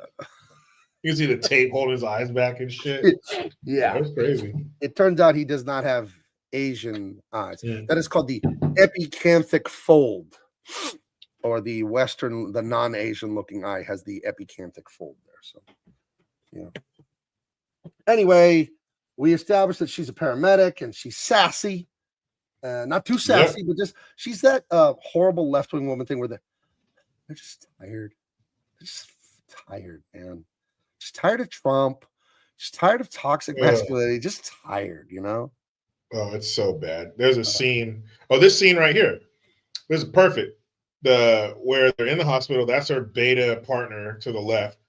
But that little kid right there, they saved their mom or something like that. And then one of the girls, that's one of the main characters of the movie, you see her in this scene too. So she unknowingly helps that girl's family. Right. And so somehow, quick as hell, this kid goes, give me crayons and a piece of paper. I want to draw something. So he draws, thank you. And like goes up to her, here you go. And she's like, ew, what do I do? And the guy's like, take the paper. Can you imagine? Oh, thanks, kid. She's so awkward around kids. She's such a loner. A cute little kid hands you a drawing Jericho, and you're like, what am I supposed to do? I got to carry this around all day, kid? Exactly. That's exactly what she does. And then the kid walks away, and she goes, what do I do with this? He's like, fucking throw it away or whatever. Just take it. I got an idea. Why don't you roll it up, turn it sideways, and stick it up your candy ass? Like, come on, dude. Who the fuck is like, drawing kid? A little kid just handed me a drawing. What do I do? Like, you don't understand why that child is handing you the drawing. You just saved its mom. Say, oh, thank you. No problem. I hope she gets better. You know what you do to say. Jericho, Jericho, I need you to do a little boy voice and hand me a drawing. So thank you, Mister, or whatever you want to say. Here you go, mister. Thank you for saving my mommy. Oh wow! Oh wow! Did you draw this? I did all by myself. This is beautiful. This is for me. Yeah, I drew it for you. Thank you. This is the nicest thing anyone has given me all day. Thank you so much, and I'm so happy your mama is okay. Thank you. You're welcome. Okay, well, be a good boy. When you go home, you listen to mommy and help her around the house. She's going to be hurt for a few days. I can't believe I'm going to show everyone this drawing. This is the best drawing. How old are you? 6. Oh, there's a 6-year-old did this. I'm going to have to show all my friends. Thank you so much. All right, You're I got to go. welcome. I got to go back to work. Okay, I got to go help more people. Okay, bye-bye. Bye. Wow, that was totally normal. She was like, thanks, kid. Like, who the fuck doesn't know? But she's such a lone wolf. She's such a badass. And she just, and this is, again, it's, I don't know if a woman wrote this or what, but she's acting like what she thinks men act like. Oh, right. Like guys, they don't like kids and stuff. It's amazing that you say that, because I've told my wife from the start of these Marvel movies back in 2008, I hate the dialogue. I've said that many times on these shows. And I said, this is a nerdy wimp's idea of what tough people sound like. Like, you're in the military. I've been in a lot of macho stuff my whole life. I know what tough people sound like. And they don't sound like this at all. This is a coward and a nerd's idea of what tough people sound like. Exactly. And this kid could have walked up to the biggest tattooed, hardcore, teardrop on their face, gangster, biker, whatever, thug, and he would have known, oh, thank you, little man. Oh, hey, no problem. Like, you've been around a child before, right? You know how to handle them. They're just so they're sweet and innocent and loving, right? You do know this about children, that they are the best people on earth, by the way. Dude, you didn't know. You've probably saved hundreds of people. This can't be the first child or person to come up to you and show you thanks for saving their loved one's life. So you should have a pretty standard response to this by now. She turns to her partner and goes, it's one of those little ones. The ones that laugh and they're always talking. What the fuck do I do? That's a pet peeve of mine, is people that don't like kids. I don't trust anyone that doesn't like kids. Yeah, that's weird. Why would you not like a kid? People are like, I saw a news article today. It was like, it was a Twitter thing, and it was like, no kids allowed at my friend's wedding. So I don't know if I'm going or not. She won't let any kids come. Fuck you forever. Fuck you forever. People who are like, kids don't belong on airplanes if the baby's going to cry. Fuck you. You know who's really crying? What are you supposed to do? You. You're 40 and you're crying about the baby. Guess who sounds more stupid? You. Because you're an adult. You can control your faculties. This is a child. This is an infant. I understand them crying. I don't understand you being a little bitch and crying at age 40. Yeah, you fucking clown. Oh, I can't stand people that don't like kids. They're the worst. How am I supposed to get this kid overseas? Take a fucking boat? No. These I'm people, taking a plane. don't bring your kids out to a restaurant. Fuck off. You go home. We're here and we're eating. Kiss my ass. Now, when you do bring your kids out, when they're old enough, you make sure they behave. But of course. Children are a part of life. Right. But because the people that hate kids, it's like, hey, you were a kid crying in public at one point. Yeah, and why do you feel like that about kids, you fucking weirdo? Yeah, it's like, it wasn't just okay when you cried and we all have to make way for you. And then when it's your turn to listen to it and now you're mad, fuck off. Yeah, like your parents never took you out in public until you were old enough to control yourself. Baby stays in the cellar until they're 8. Yeah, that's your birthday present. No, that's your 8th birthday present. You come out of the cellar. That's so dumb. It's horrible. Yeah, who the fuck doesn't know how to deal with a child? This shit is so stupid. I wouldn't be surprised if the writer was a childless woman. Jeez. What, in Hollywood, a childless liberal? Weird. What? Let me sit down. Weird. Let me sit down. And they'll do their best to convince you that they're totally happy.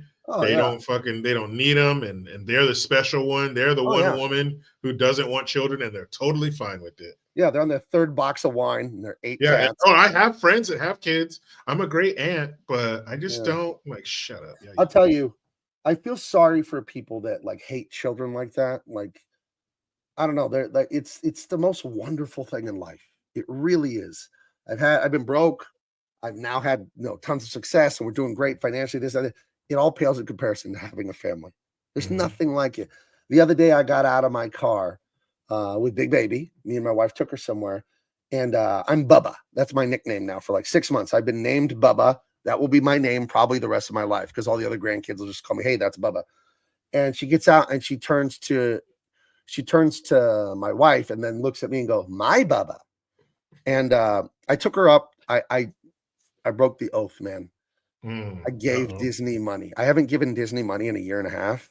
And I drove up to downtown Disney, which is restaurants and shops between the two Disneyland parks in LA. And we took her to eat at this really great place, the Craftsman Grill or whatever. It's awesome. And she's talking, but it's a lot of gibberish and some words thrown in. She fully understands, but I rubbed her head. She's eating her fries and her chicken nuggets. I go, I love you. And for the first time I've ever heard, she go, I love you. And it makes you tremble, you know, like you're fighting back tears. And I feel so sorry for people like, oh, you need all this money to have kids. No, you don't. Love is free, man. It's okay. It's like you're going to be fine. And it'll be the most rewarding and important thing you ever do in your life. It really will be, because it gives you the opportunity to do the most good you could ever do. Love someone unconditionally. No string, because you can get divorced. You can cut off your siblings or parents or whatever. But like, I don't know. Kids are just so pure and innocent. I don't know. I think it's the most important calling we have as people. But that's my life. I'm not going to force on anyone. That's my view. So. Did she, when she said that to you, did she hold up her finger and then just take you and go, just wrap you around it? One more loop. I got her. People in the chat suggested to me like 2 years ago when she was born, like, don't show her the new woke stuff. Like, who are you talking to? Of course, I'm not going to. But we found at this thrift store near SDSU, near the university, a bunch of DVDs for $0.25. So I got The Little Mermaid and The Lion King, got all the 90s classics, and then going back to Robin Hood and the Fox and the Hound, just the classic Disney pre-woke, you know, the stuff from the 60s, 70s, 90s. And she loves The Lion King and she loves The Little Mermaid. And we go into the Disney store and I get her the PVC set of all the Lion King figures and all this stuff. And so I gave Disney money, dude. I broke the oath. I said I wasn't giving them money anymore, and I ended up giving about $60 that day. Hey, just what she needed, right? She's so happy playing with it. I justified in my head that like I didn't give them money for the woke stuff. You know, I didn't give them, and I don't have Disney Plus, so I'm not giving them the monthly payment. So. My favorite old school Disney cartoon would definitely be Sword in the Stone. I love that one. Yeah. That was like the 60s. That was a really good one. We got another one. I'd never seen it before. Oliver and Company. It's a twist on Oliver Twist, but it's modern day New York with dogs and cats and stuff like that. It's Huey Lewis does the opening song, so that was cool. So she loves that one. It's got a little cat as the main character, and she says, meow. She holds the DVD up and shows it to me and goes, meow. She wants to watch Meow is what she calls it. And then she calls the Lion King, rah. That's what she calls it. So, yeah. Wonderful. And also, and then she calls the Little Mermaid Mimi. She wants to watch Mimi. So I've seen the Little Mermaid, I think 15 times the last month. Well, but I think I saw it. It was one of my favorite movies. I saw it like 100 times as a kid. We had it on VHS. Yeah. You probably got at least another 60, 70 more times to watch it. Little Mermaid. Yeah. Yep. Get comfortable. Anyways, let's keep stirring this boiling pot of poop. So she's a girl boss, and she's just tired, guys. She's tired. Good. She's tired of it all. She's got her cat. She's got her mom's journal about spiders. That explains everything she needs to know when she needs to know it, by the way. That's also good writing. It's also very good writing. You see her partner's behind her. He's like, ugh, ugh, ugh, ugh. And she's running ahead. She's the star. She's the badass. Movie, stupid guy. Because that's what you want to see when you're stuck in a car. You want to see a chick running up. Oh, totally. To lift you out of the. Hey, I only weigh 260. I want the woman trying to pull me up. I don't want the man to pull me up. That's for sure. Come get me. I don't know a lot about emergencies and disasters. Thank God I've never been in a situation like that, and I won't be. But in a hypothetical scenario, I would want the 130-pound woman and not the grown man to try to pull me up. And this person's upside down in a car that's about to fall over a bridge. Right. So you would want the woman because you believed in diversity, equity, and inclusion. And you know it would be sexist to ask the man to help you. You know that would be wrong. Before you touch me and help me, Were you hired through DEI? What? Answer the question. Were you hired through DEI? I gotta find that video. We did Of that course, video I'm last year. 100 And it was so good. I'm 135 pounds. Of course I was. Okay, proceed. Where's that video? Hold on. I'm gonna look for that because if I can find that, I'm gonna play that because that is one of the funniest things we've done in forever. Hold on, guys. That's important. I know I have it. DEI is most important. Diversity is our strength. Remember that. Where the fuck is it? But that's totally intentional. You know, her partner running behind her. Right. Her running up ahead, the hero. And this guy is upside down in his vehicle and he's about to fall over the bridge. Mm. That's where we find ourselves. Well, I don't have it handy, but it was a video about that truck that went over the ledge. Do you remember that? Yeah, and, in real life. Right. And then we made a joke video about trying to be saved by the person there. Hold on. I think I can find this is too good to pass up, guys. Hold on. You want to describe the scenario? Because I know where I have it online. I have it somewhere I can download it. Yeah, some lady, she was driving a truck like one of the big UPS trucks. Not the ones you see in your neighborhood, but like the ones with a trailer on them. And somehow somebody did something in front of her. Somebody caused it. It wasn't her fault, but she ended up like swerving or whatever, and she breaks through the railing over the bridge. It was in Missouri or some shit, Kentucky. Right. And she's hanging over the side of this bridge. The cab of the truck's hanging over the side of the bridge. And luckily she didn't die, but man, that's everybody's worst nightmare to be hanging halfway off a bridge, looking down hundreds of feet at that water. Man, that shit. Tell me if you can hear this. I'm going to hit you. play. Tell me if you can hear the sound on this. What would happen if the man dangling from this truck wanted a diversity? Yeah, Kentucky. To save him instead of whoever was most qualified. Datitude investigates. Excuse me. Yes, sir. Are you alive, sir? I'm good. But before we get started, I need to know. Yes. What are your pronouns? What do you mean? I'm here to rescue you. Is the cab stable? I'll go first. He, him. Yours. What are your pronouns? He, who? What are you talking about? It's the window. It's cracked, sir. Yeah, the window's fine. Are there any people of color up there who can rescue me? I see a lot of cisgender white males. Well, my name is Eric. I'm Irish Italian. Julio is Dominican. I think that's like black and native islander. I'm not sure.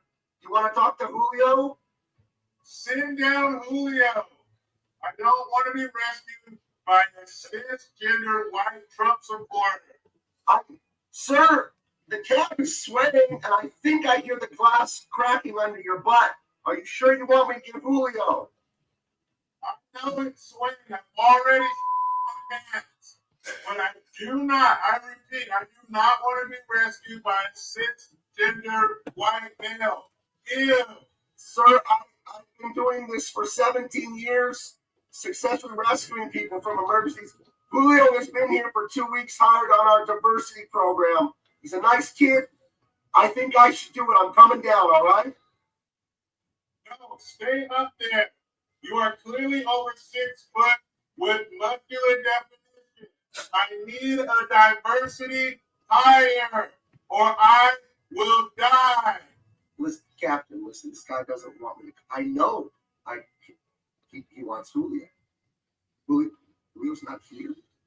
He called in hungover again. Hey, listen, Julio's not here right now. I gotta come down. That I could see it fraying. I could see pieces of glass falling out of the cab. No, let me die. I will die here. Thank you.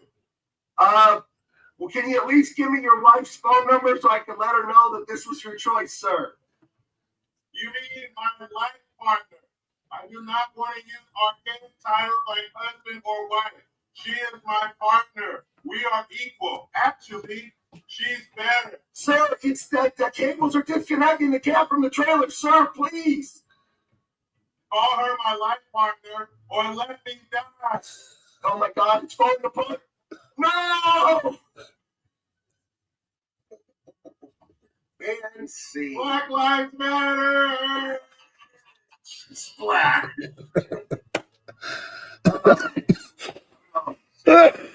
Oh my god. That was a good one.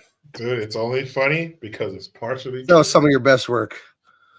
I love how Thank you you. added as he falls to his watery death. Black Lives Matter. to the bitter end. Woke to the bitter end. That's right. You know, he went out on top. He went the way he wanted. You know, went out on his own terms. So anyway, that's what's going on in this scene.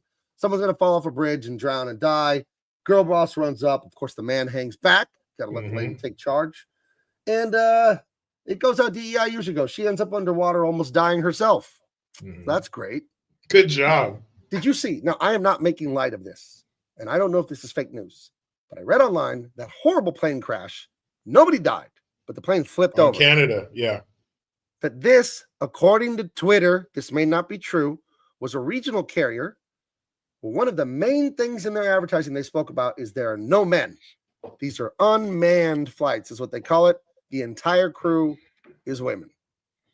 I heard the same thing. I don't know if that's true, but it's not a good look. Nope. So, you read a lot of stuff on Twitter, maybe bullshit, but who boy? If that's true. At least no one's dead. So anyway, she almost drowns herself, you know, and then she has weird visions of spidery stuff in the future and the past and all this dumb bullshit.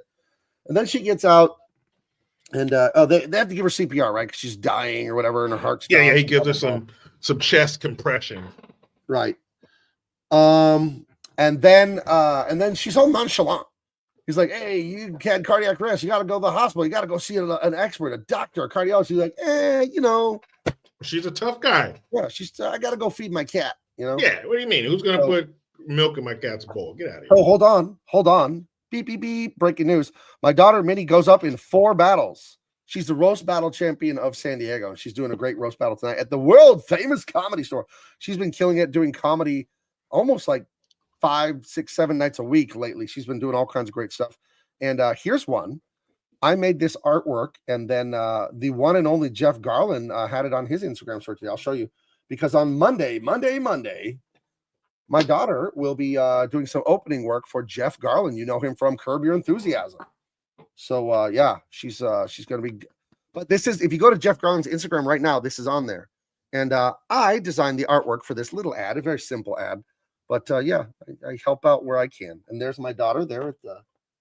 Put her there at the bottom because she's the newer one, the newer comedian. But yeah, so everything's coming up in the house. Things are going great. So, Minnie, yeah, you don't need any luck. Go kill her. She's gonna kill, dude. I won't even say it on the air, but some of the roasts that she came up with for this guy are insane, dude. Brutal. That's how it has to be. Right. So yeah, she told me because she said because when you do a roast battle, you do like 2 or 3 insults and then they judge it. But for the battle, you write like 6, 7, 8 insults. And you're like, what's the best one? And before she was leaving the house, she's like, "Hey, can I go over these with you? You told me this is the best one." I said they were all killers. They were all great. So yeah. Yeah, Minnie, fantastic. She has so yeah, she'll be up on stage at the Comedy Store in just a few minutes. And yeah, Minnie just can't say them on air. Yeah. So yeah, she has a few teardrop tattoos. She has taken a few lives on the stage. I mean, she is the San Diego roast battle champion. That is a big deal. This is a giant city. There's a lot of comedians, and she's ripped the face off of plenty of people. I've seen it live. It's not a pretty sight, you know. Yep, been to Vegas. Go ahead. Anyway, so yeah, she almost dies and drowns, and then she's like, it's cool, whatevs. Yeah, no big deal. It's just death. Right. And then this Arab Peruvian man. The Arab Peruvians. What is his deal? Now, I watched this movie at 1.5 speed on YouTube while I was drawing the Tyrus comic this morning. So I didn't see a lot of it because I was looking at the drawing. I was listening to the horrific dialogue. I'd look down sometimes at the movie and just like shake my head like, what the fuck is this? I don't remember this shot here. Why is he spider-backed and beating up a guy on the edge of a building? Do you have any idea what the fuck this is? What does he want from this guy? I have no idea. Oh, this is this dream. He's having the nightmare that the spider girls, that's not him, that's the black girl, I believe, and they're beating him up and they kill him, and he's been having this nightmare for years about these 3 ladies, and they're going to kill him in the future. So he has to hunt them down. So he wakes up with his one night stand and basically threatens her and says, you work for the CIA or the NSA or the whatever the fuck it is. You have this technology where you can hack any database, any computer, any closed circuit TVs, any security cameras in the whole world. We're going to find these girls, facial recognition software, blah, blah. Going to find these 3 girls and eliminate them. And she's like, they're teenagers. Like, you're going to do it anyway, bitch, right? That's what this scene was about. Yeah, he steals or he kills her, and he steals her like key card or whatever to get into the building to get the technology. But the reason, if you go back to where he's having that nightmare, one more. Yeah, right there. Yeah, even right there you can see. Well, one more. You see it a little better. You see how his hair is white because this is in the future. So he's trying to kill him now because this is, at least 10, 15 Who goobered years. Him here with this web fluid? I don't remember which one it was. I think it was because of course. Here's another thing. White girl, black girl, Mexican girl, black, white, Latina. Everybody's represented. So I think it's the white girl. United Colors of Benetton. Yeah, the United Colors of Spiderwebs.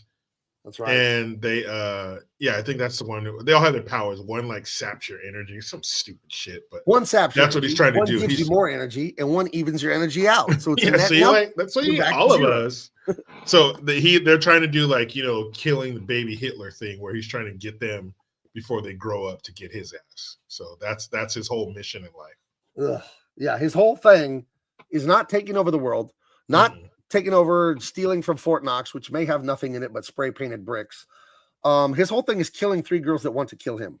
So that's it. When you write a story, when you write an action and adventure story, a very important thing you need is stakes.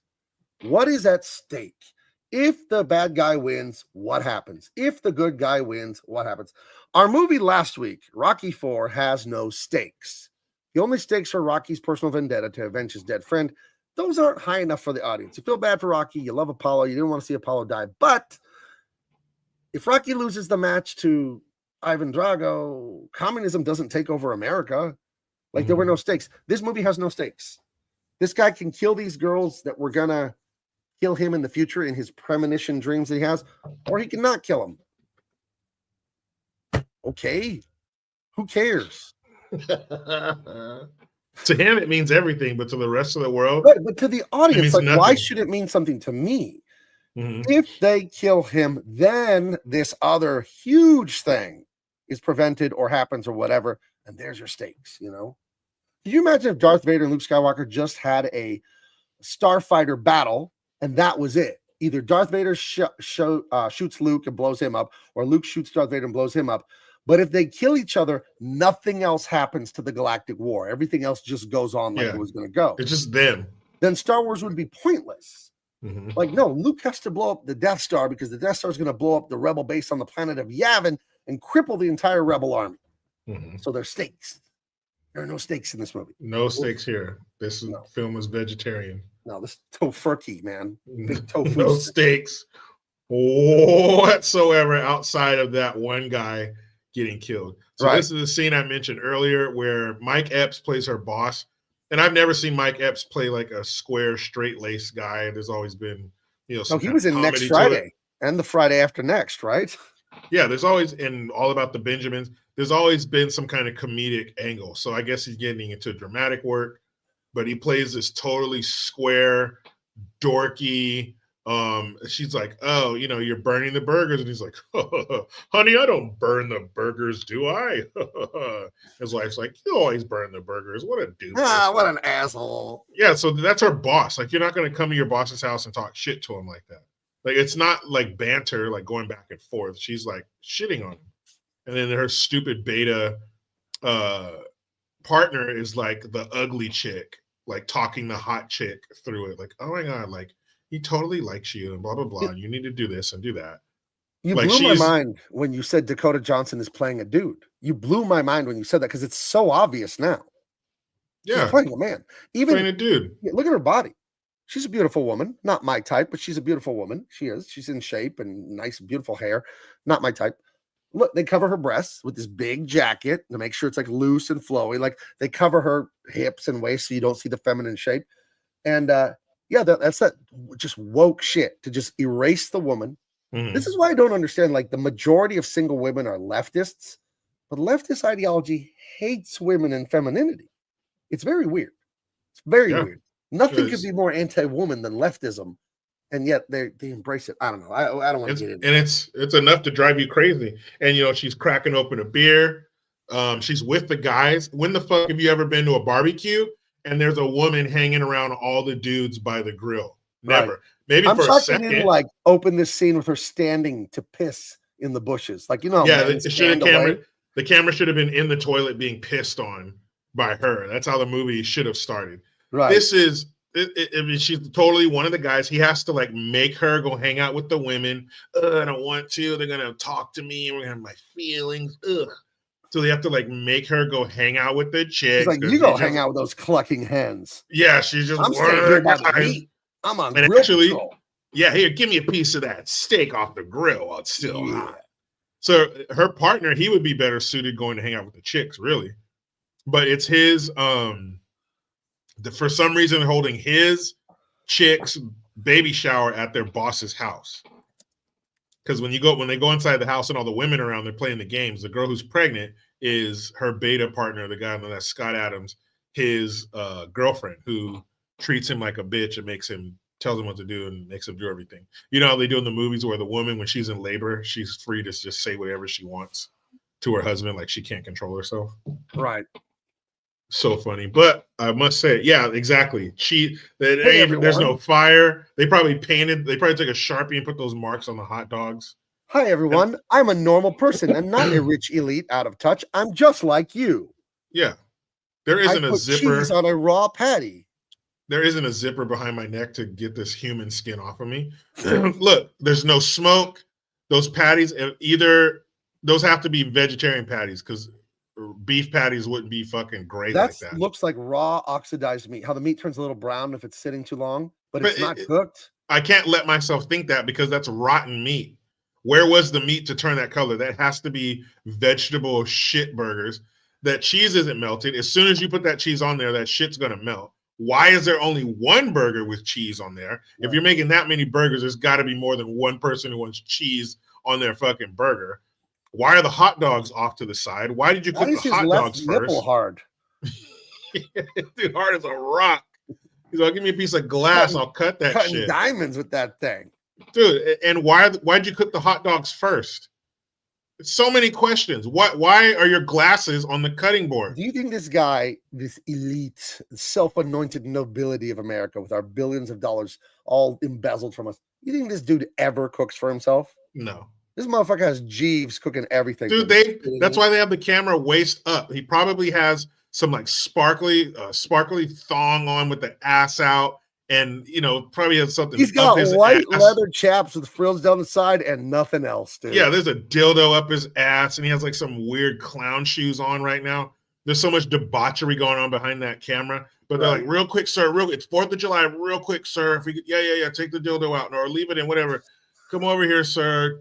Take the picture, and then he's back to, I too love our country and love being a patriot. What about you, citizen? On the 4th of July, I have a burger. Piece of shit. I love to have a burger with American cheese on top of it, melted just right between 2 whole wheat buns. Yeah, and right after they take that picture, give me the goat blood. Right. Get this shit away from me.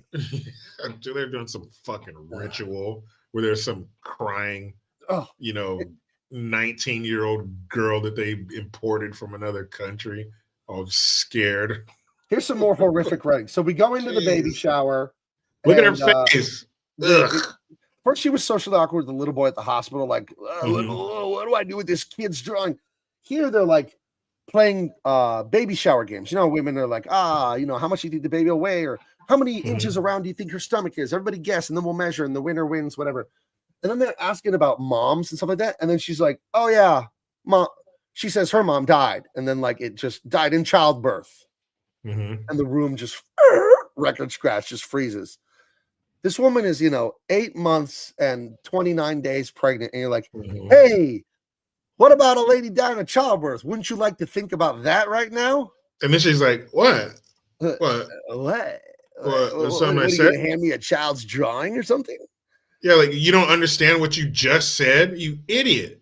But it's so dumb. And she's just so out of place. They're acting like they think a guy would if you plopped him in the middle of a room full of chicks at a baby shower. He would just be so socially awkward, wouldn't know what he was saying, didn't realize my mom died giving childbirth. Why is everybody looking at me? We're just at a baby shower and there's a pregnant woman about to have a child across In fact, me. my mom was wearing the same dress you're wearing. Yeah, matter of fact, hey, I grew up in this house. She had me right where you're sitting and she died. Like, come on, who's gonna do that shit? And you talk about torture. Being in a room like that full of women at a gathering, like 20 of them, kill me right now. I wouldn't even run out the door if I was in this room. I would jump through the window. I don't care if it was double paned. I would jump through the window and shoulder roll into the grass. I don't care if the glass cut me. You couldn't get me near 30 cackling women like this. I wouldn't care what floor we were on. I'm going out the window. Bottom line. And that's no offense to women, because hey, you do what you do. I'm sure if we dropped you in the middle of 20 dudes at a party, you probably want to fucking shoot yourself. 20 take a woman to a men's fantasy football draft party and make her sit there. Man, she would be like, who you drafted? Yo, Jericho, who you drafted at tight end? I'm gonna get Ertz because I can get him cheap. You know? Yeah, that would be the equivalent for my inside linebacker, you know? Dude, I probably want to kill myself being at a draft party, but that would be the equivalent. Football. I did it one year and I hated it. It felt like that would be the worst. I got to maintain this thing all week. This is stupid. Like women would, if you went to like a men's football draft party, you'd want to kill yourself. But this right here is that's nightmare fuel at a baby shower. If you wonder, because there might be people out there in the audience wondering, if you want to talk about, maternal or infant death, don't do it at a baby shower. I would say never, ever do it. It's a very grim topic. Don't bring it up, if you can avoid it. Unless you're like under oath in court and you have to talk about it and you're compelled. Otherwise, I'd just say zip it on that and keep that one in your head. Yeah. Take that one to the grave. Keep that one under your hat. Nobody wants to talk about it. But again, but it's awful. She's that socially awkward. She's that, of one of the dudes that she just doesn't even, what I say? Huh? Like, come on, man. No guy would be that. And if there was a guy, any other guy would call him a jackass. Like, a normal dude's not going to do that shit. Oh my God, this is so awful. We got to go faster. So anyway, she leaves that. She's going back to work, but then she has one of her Madam Web spider visions where she sees the future of some car wreck that she goes to. And her buddy, this guy, dies. And she's like, her boss. Her boss, good old Mike Epps from the barbecue. She sees it. The chest compressions and there's blood and glass on the asphalt. And, she has a freak out. And then she cuts back to normal time. And they're at the accident. It all starts happening again. And she's like, let me drive. And he's like, why? She's like, just let me drive or whatever. And he ends up getting killed anyway. So good job with your vision powers. It didn't work. Hey, you want to know? I'm not even going to tell you anything else. Just look up the director of this movie, S.J. Clarkson. Think of what this movie is and then look up the director. S.J. Clarkson. Mm-hmm. If you had to come up with what the director of this movie looked like, and I'm not trying to say they're ugly. I'm not saying that. Whatever. I'm just saying they look exactly like the person who directed this movie. See, I'm big. I'm dark, right? I got the dark hair. I'm muscular. 6'4". I drive a black big pickup truck. When I open the door and get out, I am exactly who you think is driving that truck. Mm-hmm. People see me get out of my big old truck and like, yep, that makes fucking sense. This lady directs this movie. I'm like, exactly. Perfection. That's exactly who you think. That's what you think the director of this movie. This lady has had enough of Trump and all you racists. I'll just tell you that right now. And you fascists. Yeah. He says fascist every day. Do you know how much this lady hates Elon Musk? You have any idea? He's unelected. He is unelected. He is unelected. I saw Elon Musk describe, you probably saw it. It was a video from yesterday. He described Trump derangement syndrome. Said it's like they got hit in the jugular with a needle filled with methamphetamine and rabies. Rabies. Yeah, that shit was funny. Have you ever in real life interacted with someone when they enter Trump derangement? Because it's happened to me once, and it is a sight to behold. The way people freak out and talk on Twitter and online, I've actually seen it in real life once, and it seems not real. It is clearly like mental delusion, like it's insanity. It's derangement syndrome. Have you seen it? Because I have. Which one? Trump derangement syndrome. Have you like experienced it firsthand in I've seen real life. life? Yeah. Because I was talking to someone and they were like, well, he called Nazis and white supremacists fine people. I'm like, he didn't. He said, no. He said there were bad people on both sides.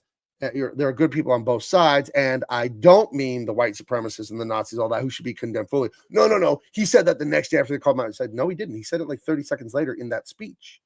Mm-hmm. And then he said, I don't want to hear the shit coming out of his mouth. I'm like, look, I look it up on YouTube. I start playing the video for this person.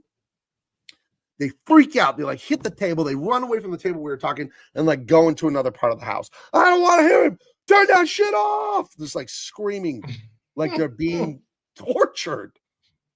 It's crazy. One of the craziest things I've ever seen, you know. But it was like literally screaming and huffing and like turning red and hitting the table and like, look, like it was like I was holding a venomous snake at them. Like, get that away from me. Yeah, chill out.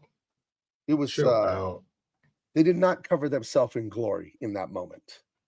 So, and of course, she's married to a chick. So anyway, how do they find out what these little girls' faces look like? I missed that. Did he just describe it to a sketch artist, or did they use some comic book science and plug into his brain? Because now they've got what these three girls that murder him in the future in his dream that he keeps having over and over and over. They've got what their faces look like so they can start searching for him. How did they get this? I missed this somehow while I was drawing this one. I think they got it somehow from that program that he stole from the chick that he killed. Oh. To where he could like describe it. And it would like somehow, I don't know.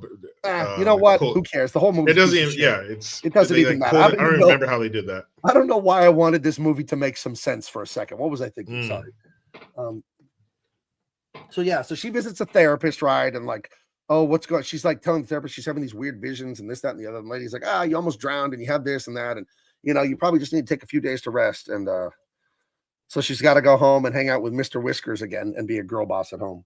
And a bird flies into the window for some reason. I like this. Secretary not sure. He's a San Diego local. He says when he gets those demon crack customers, he charges them more. What's with this charge? That's a piece of shit charge. That's the poop handling charge. Me having to handle your attitude. Yeah. Jeez. Yeah, he has this computer nerd who's a chick, and she is able to you know that Doge, the guys that are like doing all that amazing parsing of data for Elon Musk, it's like 80% women. I don't know if you know that. Chicks are like better than dudes at computers, dude. Everything. Like way better. They're better at everything. Way better. If you picture someone who's like been sitting in front of a computer learning like programming basic and stuff from age 6, like typing programs into like a Commodore 64 back in the 80s, and now they're like computer whiz, I just picture a woman. Well, because women like a guy to me, dude. Women love computers. Women love being alone and not socializing and getting deep into nerdy hobbies. If we know anything about women, that's what we know. Yes, they love to stare at computer screens for hours. Right. No, women love being alone and obsessing about things. Think of all the great inventors through history, dude. They're all women. Right? Well, just in that lab alone. There's nothing women hate more than talking and being social and being around a bunch of people. No, they're isolated. You know? They love to be isolated and focus on their study. Duh. The fuck, dude. It's 2025. Don't be an asshole, all right? Don't be an asshole. Right. Come on. Don't be toxic, dude. Stupid. And when have you ever seen a movie where the person, because there's always that role of the tech guy who can tap in, I need these cameras now. I need the CIA database. They always have those characters, but it's always a dude. It's always a little nerdy dude. But not in this one. It's an older, dude, and ugly chick. She hits you with the mid-90s hacker lingo, transmission incoming. Like she drops a few bangers like that in this movie. I just like cringed when I heard it. Data incoming, perimeter alert, just like whoa. This shit is fire. This movie is unstoppable madness. All of these women now need to be referred to as Oscar Award winner so and so, because this had to clean up. This had to have cleaned up last year at the Oscars. This movie, it can't be real. This movie can't, because it's from wire to wire. It is awful in every regard. Trash. And, except for that one shot. That one shot of the street in New York was gorgeous. Except for they got lucky, shot. I think. Let's see it. When we tell you this is the only good part, we mean it. That's it. This movie was good for 2.5 seconds. Yes. And remember what I said. In every action movie or adventure, I guess you would call this, the main character always wears a leather jacket. She's wearing a red leather jacket throughout the entire movie. And you're right that, it's covering up her femininity. Right. Her hips, her waist, and all that kind of stuff. No, it's not form-fitting. It's not tailored. It's just this red leather jacket because, guys don't care. Whoa. This isn't one of your booby mags, Jericho. Sorry. Oh, you're right. Sorry. This is not a Bud Light. Wait, I can't use that example anymore. Not anymore. This is not a 90s Bud Light commercial, Jericho. You're right. This is not some disgusting frat boy fantasy, Jericho. Yeah, for you to oogle over. Yeah. Gross. With those your days are done. Gaze. Yeah, those days are done. Imagine being so far up your own ass as a left-wing feminist woman that you're mad that men are looking at you and like the way you look. Yeah. Hey, just wait till the day comes where they don't do that anymore. How few times? I'll talk to you. Yeah, once you go invisible when you get older, which is sad. I've heard older women talk about that. I had a relative saying, telling another relative of mine who was a much younger woman, the older woman, in her 50s, late 50s at the time, she said it was like being invisible. It was like nothing she'd ever experienced before. And I was like, yeah, welcome to being a man. It doesn't matter how handsome you are, whatever, as a man. We get so few compliments in our lives about our looks that we remember them because they're like single digit compliments. Like, wow, Jericho, that really looks nice on you. You look sharp, dude. You've probably heard that 4 times in your life. Like, people just don't compliment men. It's weird. Yeah, it just doesn't happen. So and that's fine. No, I don't need it. But don't try to come over here and act like you know what's up or you can follow these rules, because you can't. Right.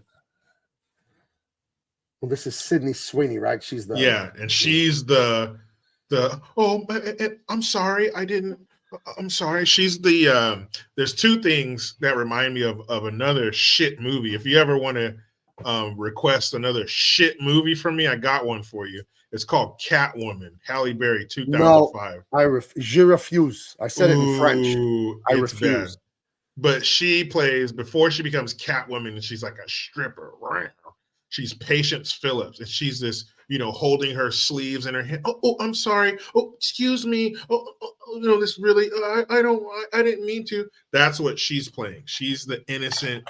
I don't want to be any trouble. I'm so sorry. I shouldn't have done that. And she does it. She apologizes. She's very Canadian.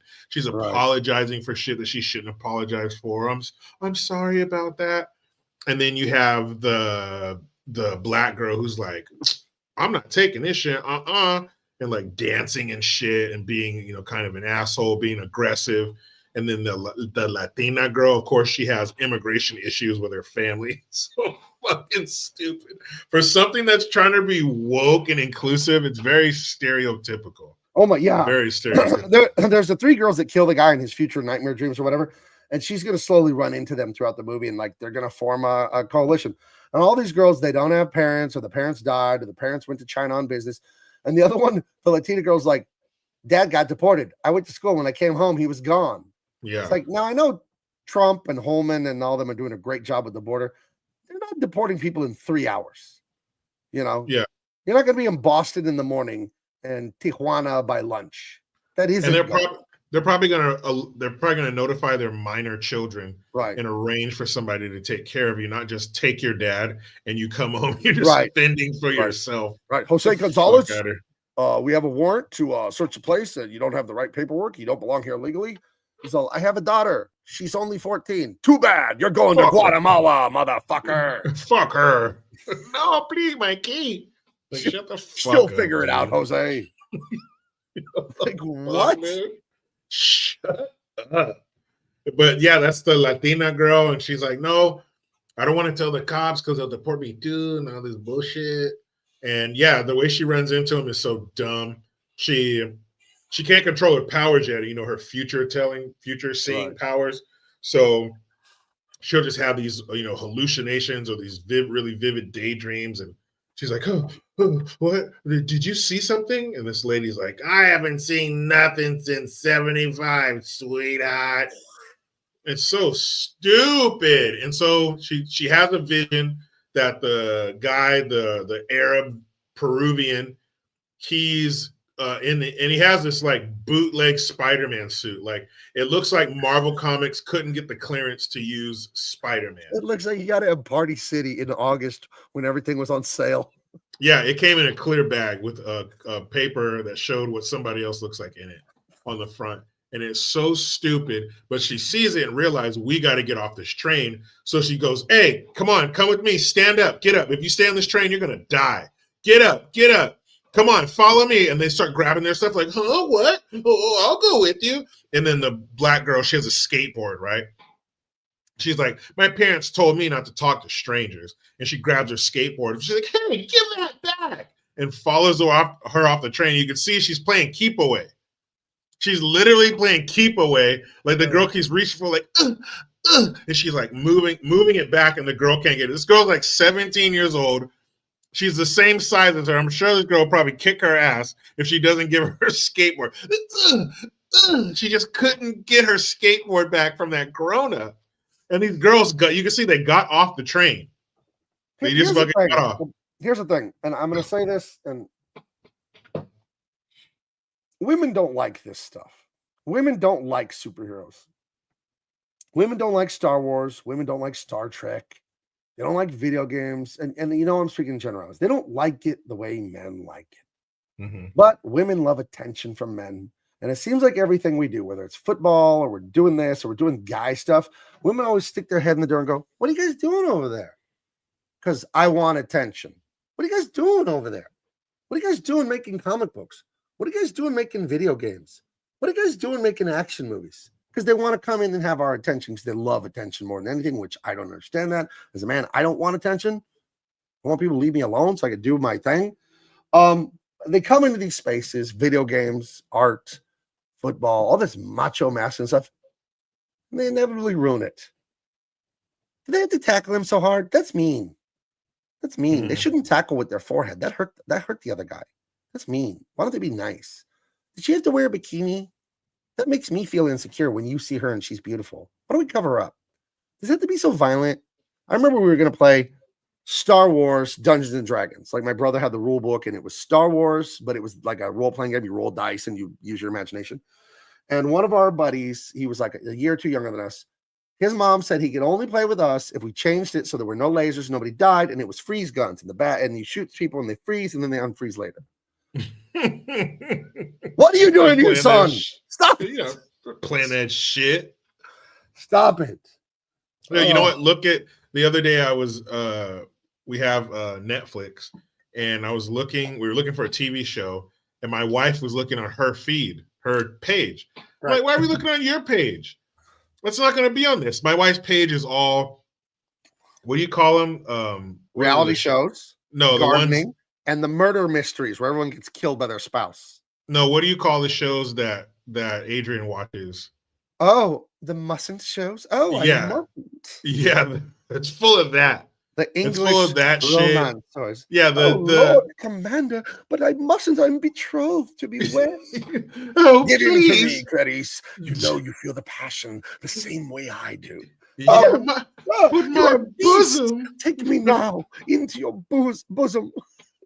Ravage me, you savage animal. Yeah, the fucking guy that doesn't exist. The badass, but he likes puppies. He's a warrior, but he's a poet. And all that bullshit, right? That's what her shit's full of. So that's the difference. Like you were saying with, the video game spaces and stuff like that. That's totally different. There might be some girls that end up over there as like collateral damage, but the majority aren't going to be there because that's not their thing. Just like women. The shows her and my daughter watch, if you want me to leave the room, just turn one of those on. I'm out of here in 5 seconds. They don't want to see our shit. We don't want to see their shit. Right. So and dumb people will take it as a criticism that there's something wrong with women. No, it's the natural order. That's the way they are, the way they're supposed to be. I didn't make it up. That's just how it is. Yeah, The if way you we go are, that's just how it is. if you go to a party, or especially if it's more like something more casual, like if you're going to a friend's for dinner, let's say there's like 5 couples that show up. Automatically, you're going to greet each other together, and then you're going to go your separate ways. Especially, you know each other, you're friends. Everybody's comfortable. We've known each other for a while. The women are going to go with the women and talk about all their shit, and the men are going to go with the men and talk about their shit. You don't even notice that it's happening. It's just the way it is. It's the natural order of things. Right. We're into different shit, and it needs to be that way. Right. We need to have our different things. We don't need to be like each other. That's what we Right. And that's why this stuff is so weird, because it's like women coming into a male thing. Superheroes, action adventure, that's male fantasy. The fantasy is we overcome all the odds, we almost die, but we slay the dragon, we save the village, we get the princess, and now we have the magic sword. That's a classic hero's journey. That is very much a male fantasy. The female fantasy is like your Beauty and the Beast and all that, your Cinderella, that the alpha male guy has his pick of all the women in the kingdom, but he picks you. And you were just a lowly scullery maid, scrubbing dishes and scrubbing floors. But yet he saw your inner beauty, even though you didn't believe in yourself. Yeah. And blah, blah, blah. And like, that's fine. Like, let women have that stupid shit, yeah, I don't want to be there. I don't want to be in your space. Meet me. You go your way. I'll go mine. We'll meet back here in the courtyard. Commander, I mustn't. Just like when you used to go to somewhere with your parents and you were old enough. All right, meet me back here at the Orange Julius in an hour. All right, you go do your thing. I'll go do mine. We'll meet back. You ask me a bunch of questions about my shit. I'll have no answers because we don't operate that way, and I didn't ask them any of that shit. And it'll be fine. But to blend the two like that, and don't forget, also, not only does she want him to pick her out of all of the handmaidens, she also has to change him in some way. She's gonna make him less, of something, or show him, enlighten him in some way. He can't be the same. She has to change him in some way, and then the fantasy, the orgasmic fantasy, is complete. All these other bitches out here couldn't do Beauty it. and the Beast. Beauty and the Beast is the perfect example. He's regal. He is a king or a prince or whatever. He's powerful. He's all this, but he's an actual beast. He's an actual monster. And she tames him. Every woman wants to own a lion or own a tiger that won't attack them. Yeah, the tiger's a attacks badass. everybody else. It'll get everyone else for the woman, but it'll never turn around and bite her. That's what women want. So that doesn't exist. no. I can show you. There's this TV show called Fatal Attraction. It's about people that had exotic pets. I'll show you 15 episodes of somebody who thought they could keep a tiger or a lion or some shit like that. No, we're friends and it's different. I have a connection. And that thing eats their fucking face off because they're tigers, because they're lions. You gave them all the love and affection. Yeah, you fed them with a bottle when they were little tiny babies, and then now you're feeding them, halves of cows, and they're 500 pounds. And why would it hurt you? You've loved it. It slept in your bed. You put a widow diaper on it, but that doesn't matter because that part of the brain doesn't exist for an apex predator. It's either going to have sex with you, or it's going to eat you, or it's going to fight you to protect the things that it's eating or having sex with. That's it. So if you're one of those three, and if you're not another 500-pound tiger and it's not going to have sex with you, you know who you are. But they're just like, I have a special connection. That happens to every other tiger owner, but not me. Yeah, okay. I can't believe the apex predator ate that guy. I can't believe it. Yeah, that guy who has no claws or teeth to defend itself. That's so weird that guy tiger with milky white skin, nice and tender, not faster than the animal, just sitting there, just nice and neat. Dude, just every day keeps coming back. It won't go away. Remember those German magicians in Vegas, Siegfried and Roy? Oh yeah. And then Manticore, one of their white tigers, attacked him, almost fucking killed him. Yeah. And you mean to tell me those tigers weren't treated with the best of care and food and space to roam around? And turns out it's a wild animal.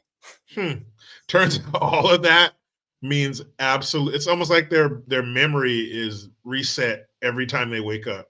Like everything you did for it, they don't even remember it because they don't have that. No. They're not a dog. They're not a golden retriever. They don't have that. They either kill you fight you or have sex with you.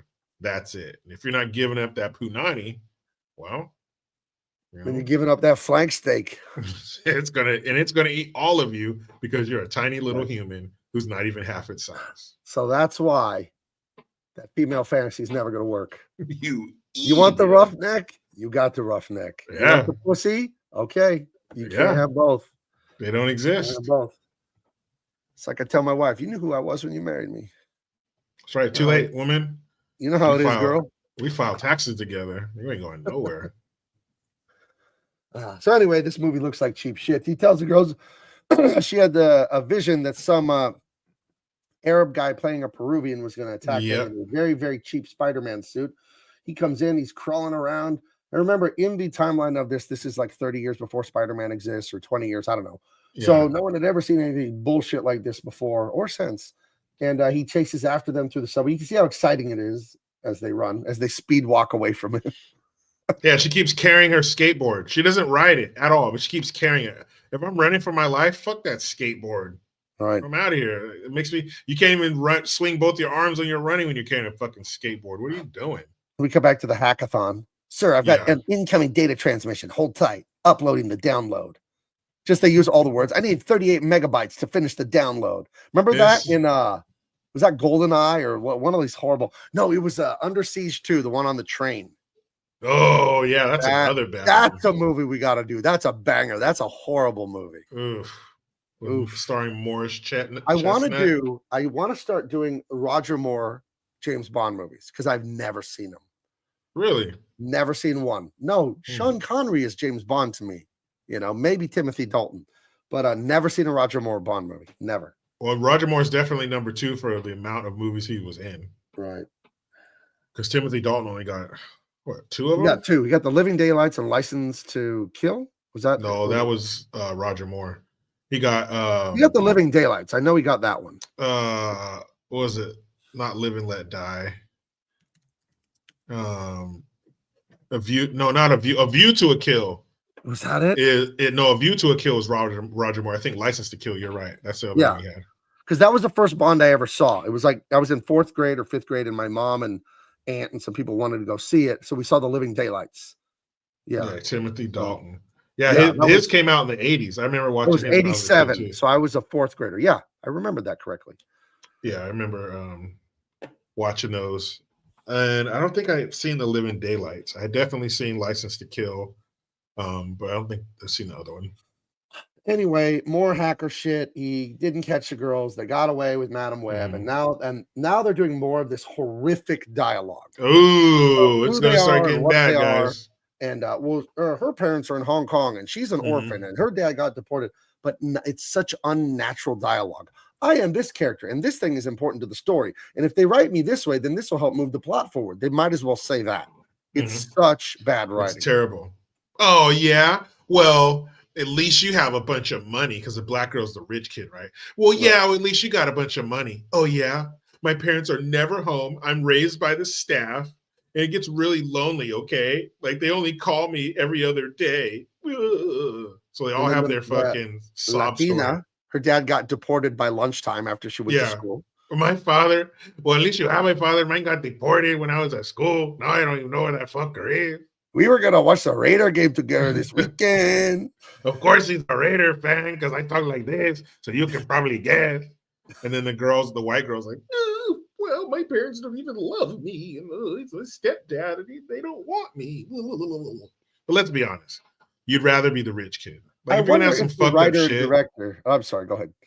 But if you're gonna have some fucked up shit in your childhood, you'd rather be rich and it be fucked up instead of being like regular or poor fucked up. So, like, the main character, Madam Web, and then the 3 girls, they all have horrific relationships with their parents.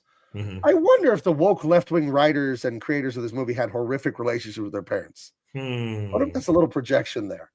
All these abandoning piece of shit parents or dead parents, or dad lives in Hong Kong as a rich businessman, never comes to see me, or the stepdad and the mom threw me out, or I wonder if this is some unresolved trauma these writers are infusing into the story. And they want you to believe that this is how it is for all kids.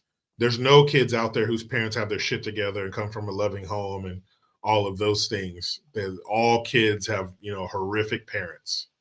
Yeah. That's Heather, the same for everybody. Heather says, I've never heard of this dumpster fire. I planned on never seeing this movie, and Jericho Mm. forced me to watch this. It's Heather, bad, I Heather. dare you to watch this movie.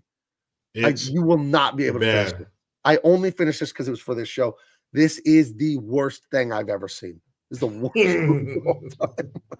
With an $80 million budget. Think about it, just forget making a movie. Think of the lives you could change with $80 million. These people lit it on fire and flushed it down the Dude, where did that money go? It didn't go to wardrobe. Blowtorch to $80 million. Yeah, it didn't go to Holy special shit. effects. It Oh didn't go to my writers. God. Where'd it go? So, yeah, she's going to leave them in the wilderness when the mutant dollar store Spider-Man is after them. Tells Yes. them, hey, hang tight here. I've got to go into the city and check on some stuff. In a stolen taxi cab. Now, here's the thing about writing. You can't just write that stuff happens. There's a word called verisimilitude, where it means the story agrees with itself. You could have dragons, you could have time travel, you get a weird Peruvian spider powers, but the story must have an internal logic and also obey our common sense of, well, is this on an alien planet? Is this on Earth? What are the regular rules there too? You can't just say, hey, we're running from a killer bad guy. Stay here in the forest because I was too lazy to write something better than that. I'll be back. I'll just be back. You guys just stay here. For 3. She said, I'll be back in 3 hours. Right. You guys sit in the woods for 3 hours. It'll be dark in about 15 minutes. But you sit right here in these dark woods, and I'll be back in 3 hours. Worse than the talented Mr. Ripley. I hate that. I guarantee you this is worse than anything you've seen. Yeah. We know because this is the worst. There's nothing worse. This is it's unbelievable. I was talking to my wife after I take a walk at lunch for some exercise, and I watched the movie, and then I was took a walk with her, and I was just like kind of ranting to my wife for a while, and then I caught myself and quit. Like, my wife doesn't want to hear this. It's bad enough that I saw it. I don't want to have to hear about it. I want to burden her. You get home, you come out of your studio, and she's leaving. She's all packed up. She's like, you did not have to tell me about that movie. Right. I'm out of here. Right. Secretary, not sure. Was it as bad as the Lady Ghostbusters? I've never seen Lady Ghostbusters. Worse. But you've seen I've seen it. Yeah. Okay. This is worse than Lady Ghostbusters. Okay. Yeah, this is the worst. There's nothing worse than this. This is unbelievable because it's not just like a dumb, boring story. It's poor quality. Mm-hmm. The special effects look terrible. The acting is so wooden and stupid. The dialogue is, I think the most offensive part of this story is the dialogue. It isn't dialogue. You guys know, I don't know how many you write or study. It's exposition. Exposition is where I explain the plot to the audience, right? I have to explain to you, hey, we got to get the time travel device to blah, blah, blah. But you do it like they do in Back to the Future. That's how you like, there's good dialogue that will totally give the audience everything they need to know, and it won't feel like it. It won't feel like a seminar. You ever been to a seminar? When was the last time you were in a classroom? We're all not high school age, college age anymore. Most of you watching. Do you remember though, like driver's ed? You're there for like 8 hours. I was at a gun training safety class, and it was from 8 a.m. to 4 p.m. It was fun and interesting, but I hadn't sat in a classroom for that long in 20-something years, and boy, did it feel like it. That's what that kind of dialogue feels like. It feels like, oh my God, turn to page 38. Now we're going to watch another video. Then we're going to have, and what's up when you go to classes and seminars? The idiot in the class that won't stop asking questions. Yeah. And they're dumb questions. Dude, you won't believe this. Okay. I love Las Vegas. I always go to Las Vegas. And in Las Vegas, there's an attraction called the Neon Museum. It is awesome if you're an artist like me or if you just love history. I'm going to find some pictures. The Neon Museum is a giant yard, like a huge acres of old, beautiful signs. Like, you know, those old 60s and 50s, beautiful signs that were on the casinos. This is their website here, the Neon Museum. It's a dirt lot. They plug them in, they fixed them up, they painted them, they put new light bulbs, and you get to see these historic signs from the Stardust and the Plaza and this, that, and the other.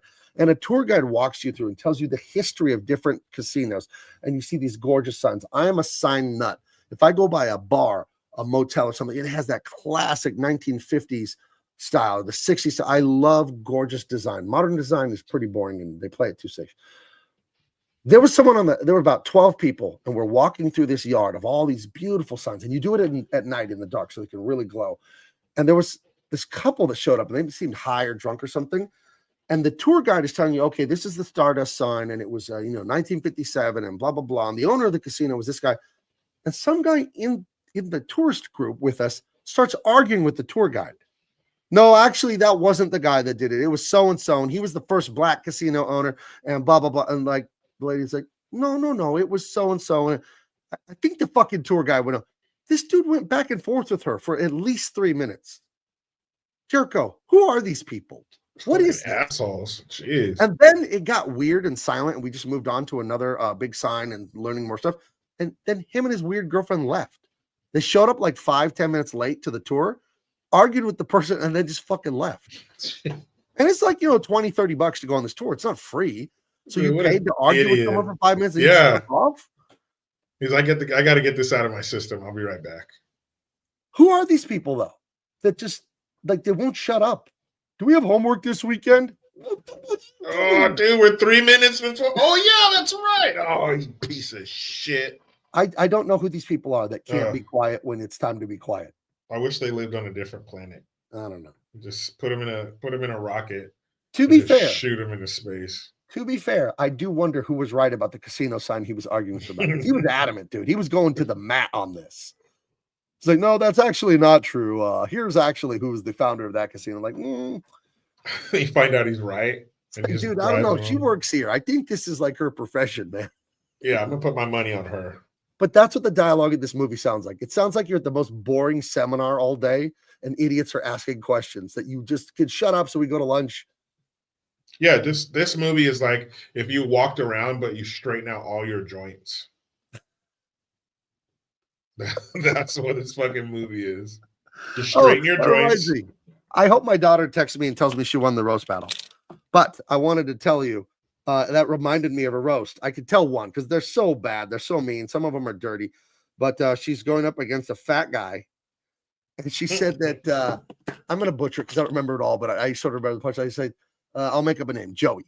Joey's so fat, he looks like a Frankenstein made out of 4 people.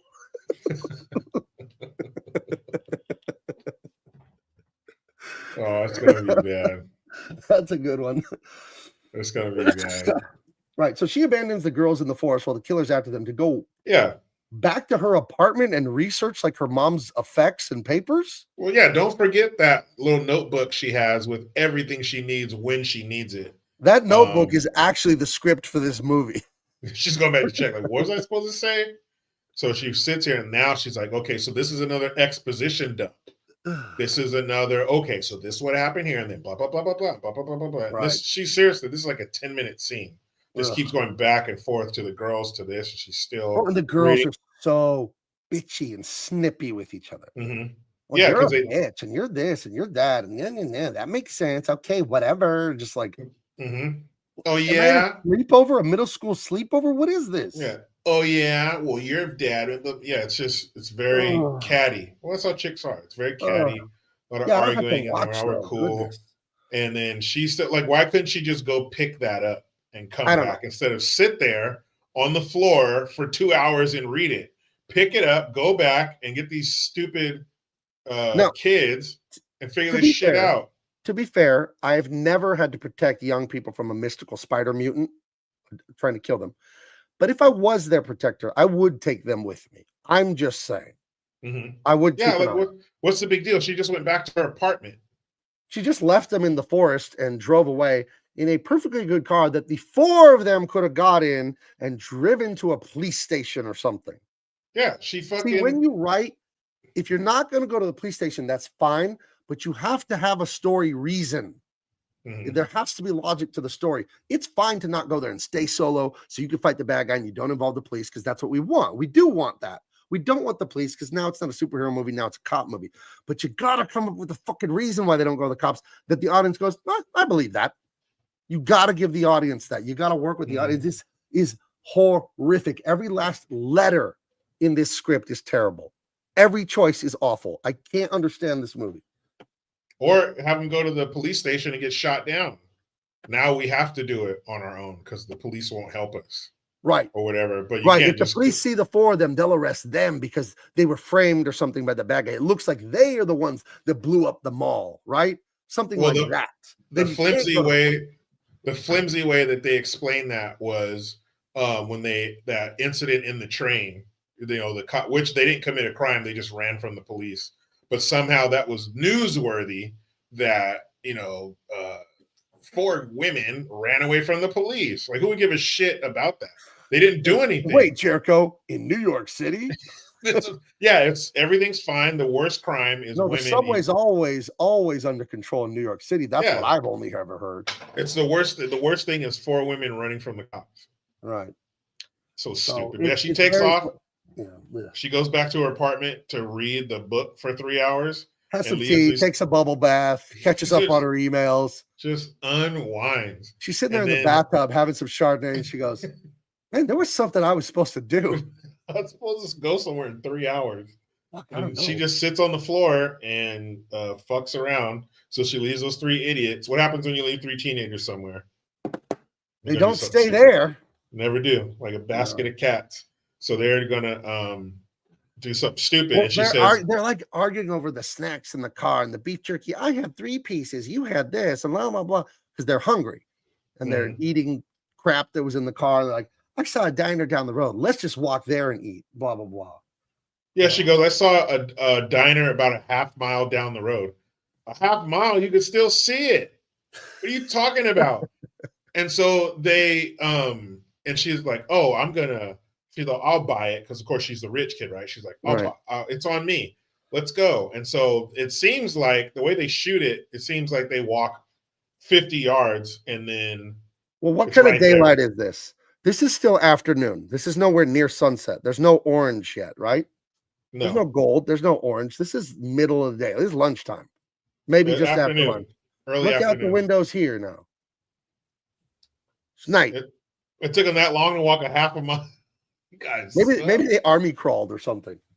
yeah, or walked backwards. I don't know what they did, but man, that was stupid. So of course, this guy's reading a newspaper, because that's what everybody does at the counter nowadays with cell phones. They Extra, read newspaper. extra, read all about it. 4 dames is running from some sort of spider mutant. Yeah, but newspaper for a nickel.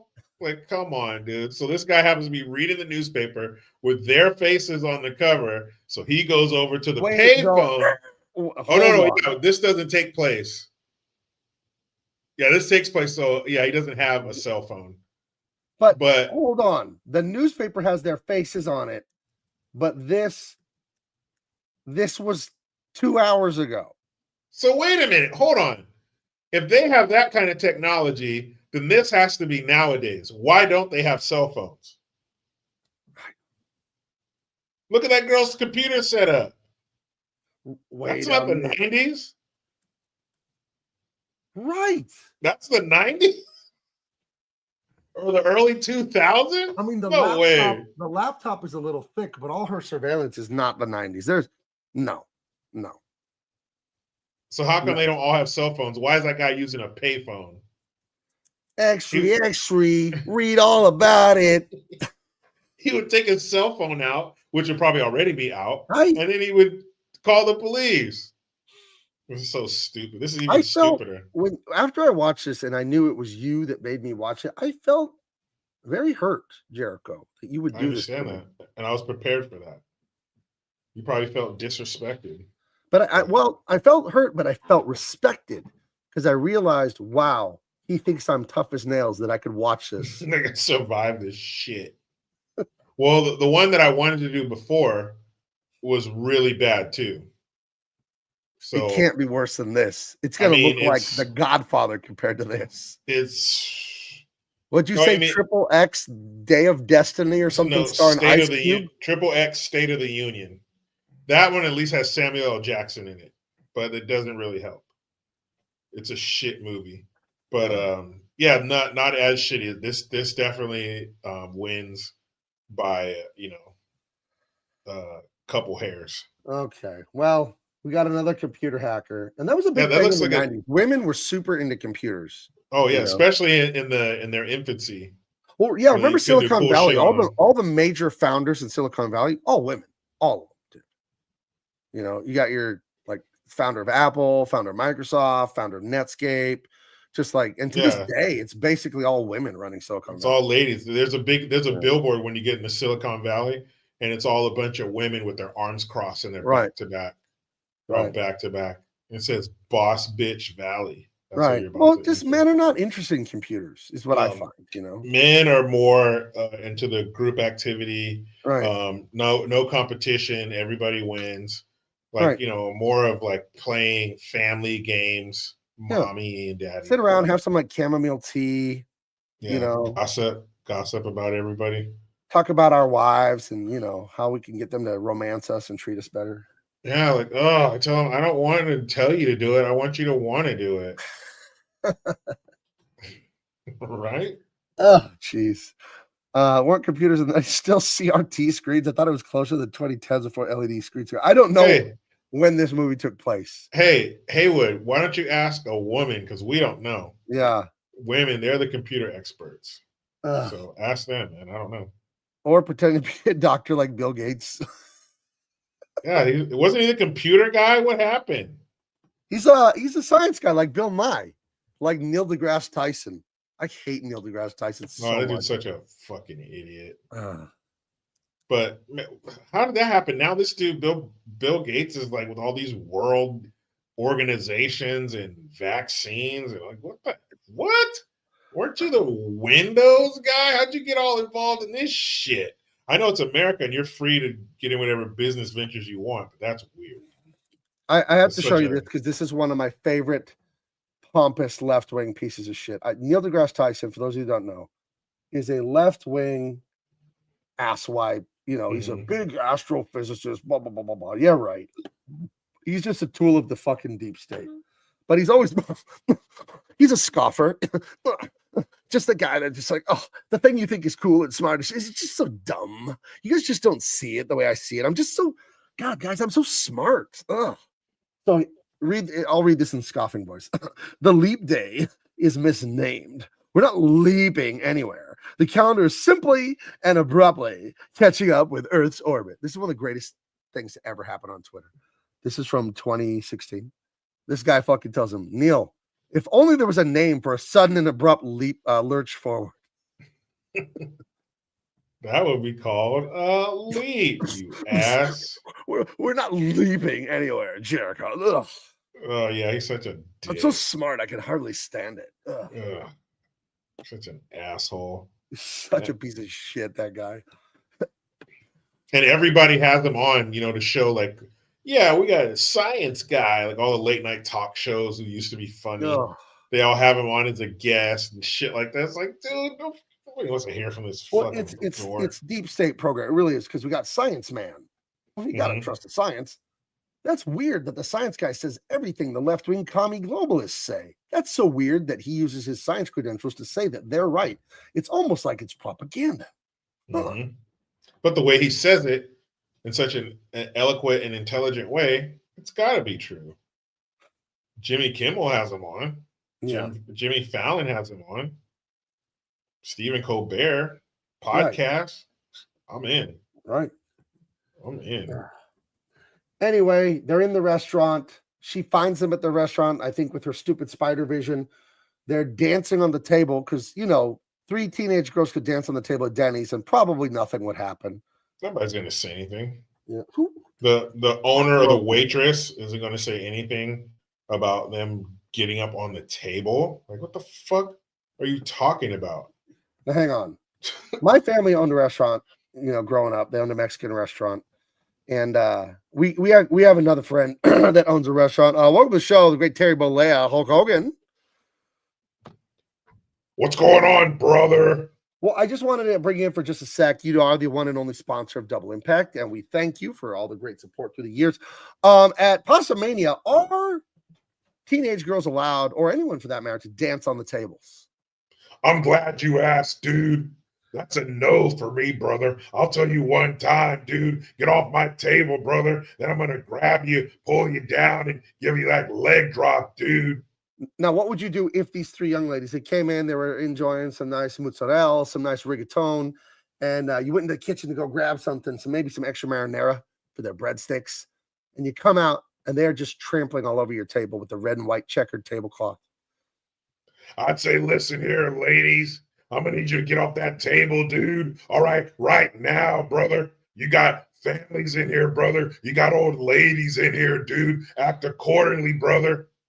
Then I give them that 3-second countdown, dude, and one of them's getting leg dropped, brother. Now, do you have a special finishing move that you could take all 3 of them off the table with? I could, brother. I tried it one time, dude, but I messed up my back, brother. But I'll try it one more time off the wall, dude. Leg drop all 3 of them at the same time, brother. Oh, my goodness. All right. Well, I was just wondering if people were allowed on the tables of Pastamania, because as I suspected, they are not. And Hulkster, if you haven't seen this movie, please never watch it. I love you too much to let that happen to you. I wouldn't do that to myself, dude. All right, there he goes, the great Terry Bollea, Hulk Hogan, owner of Pastamania. Kids Eat Free on Tuesdays down in Clearwater, Florida. Yeah, check it out. Yeah, check it out. It's awesome. Something else. It's pretty intense. Anyway, these 3 goobers are dancing on the table. The first one is just one of her visions.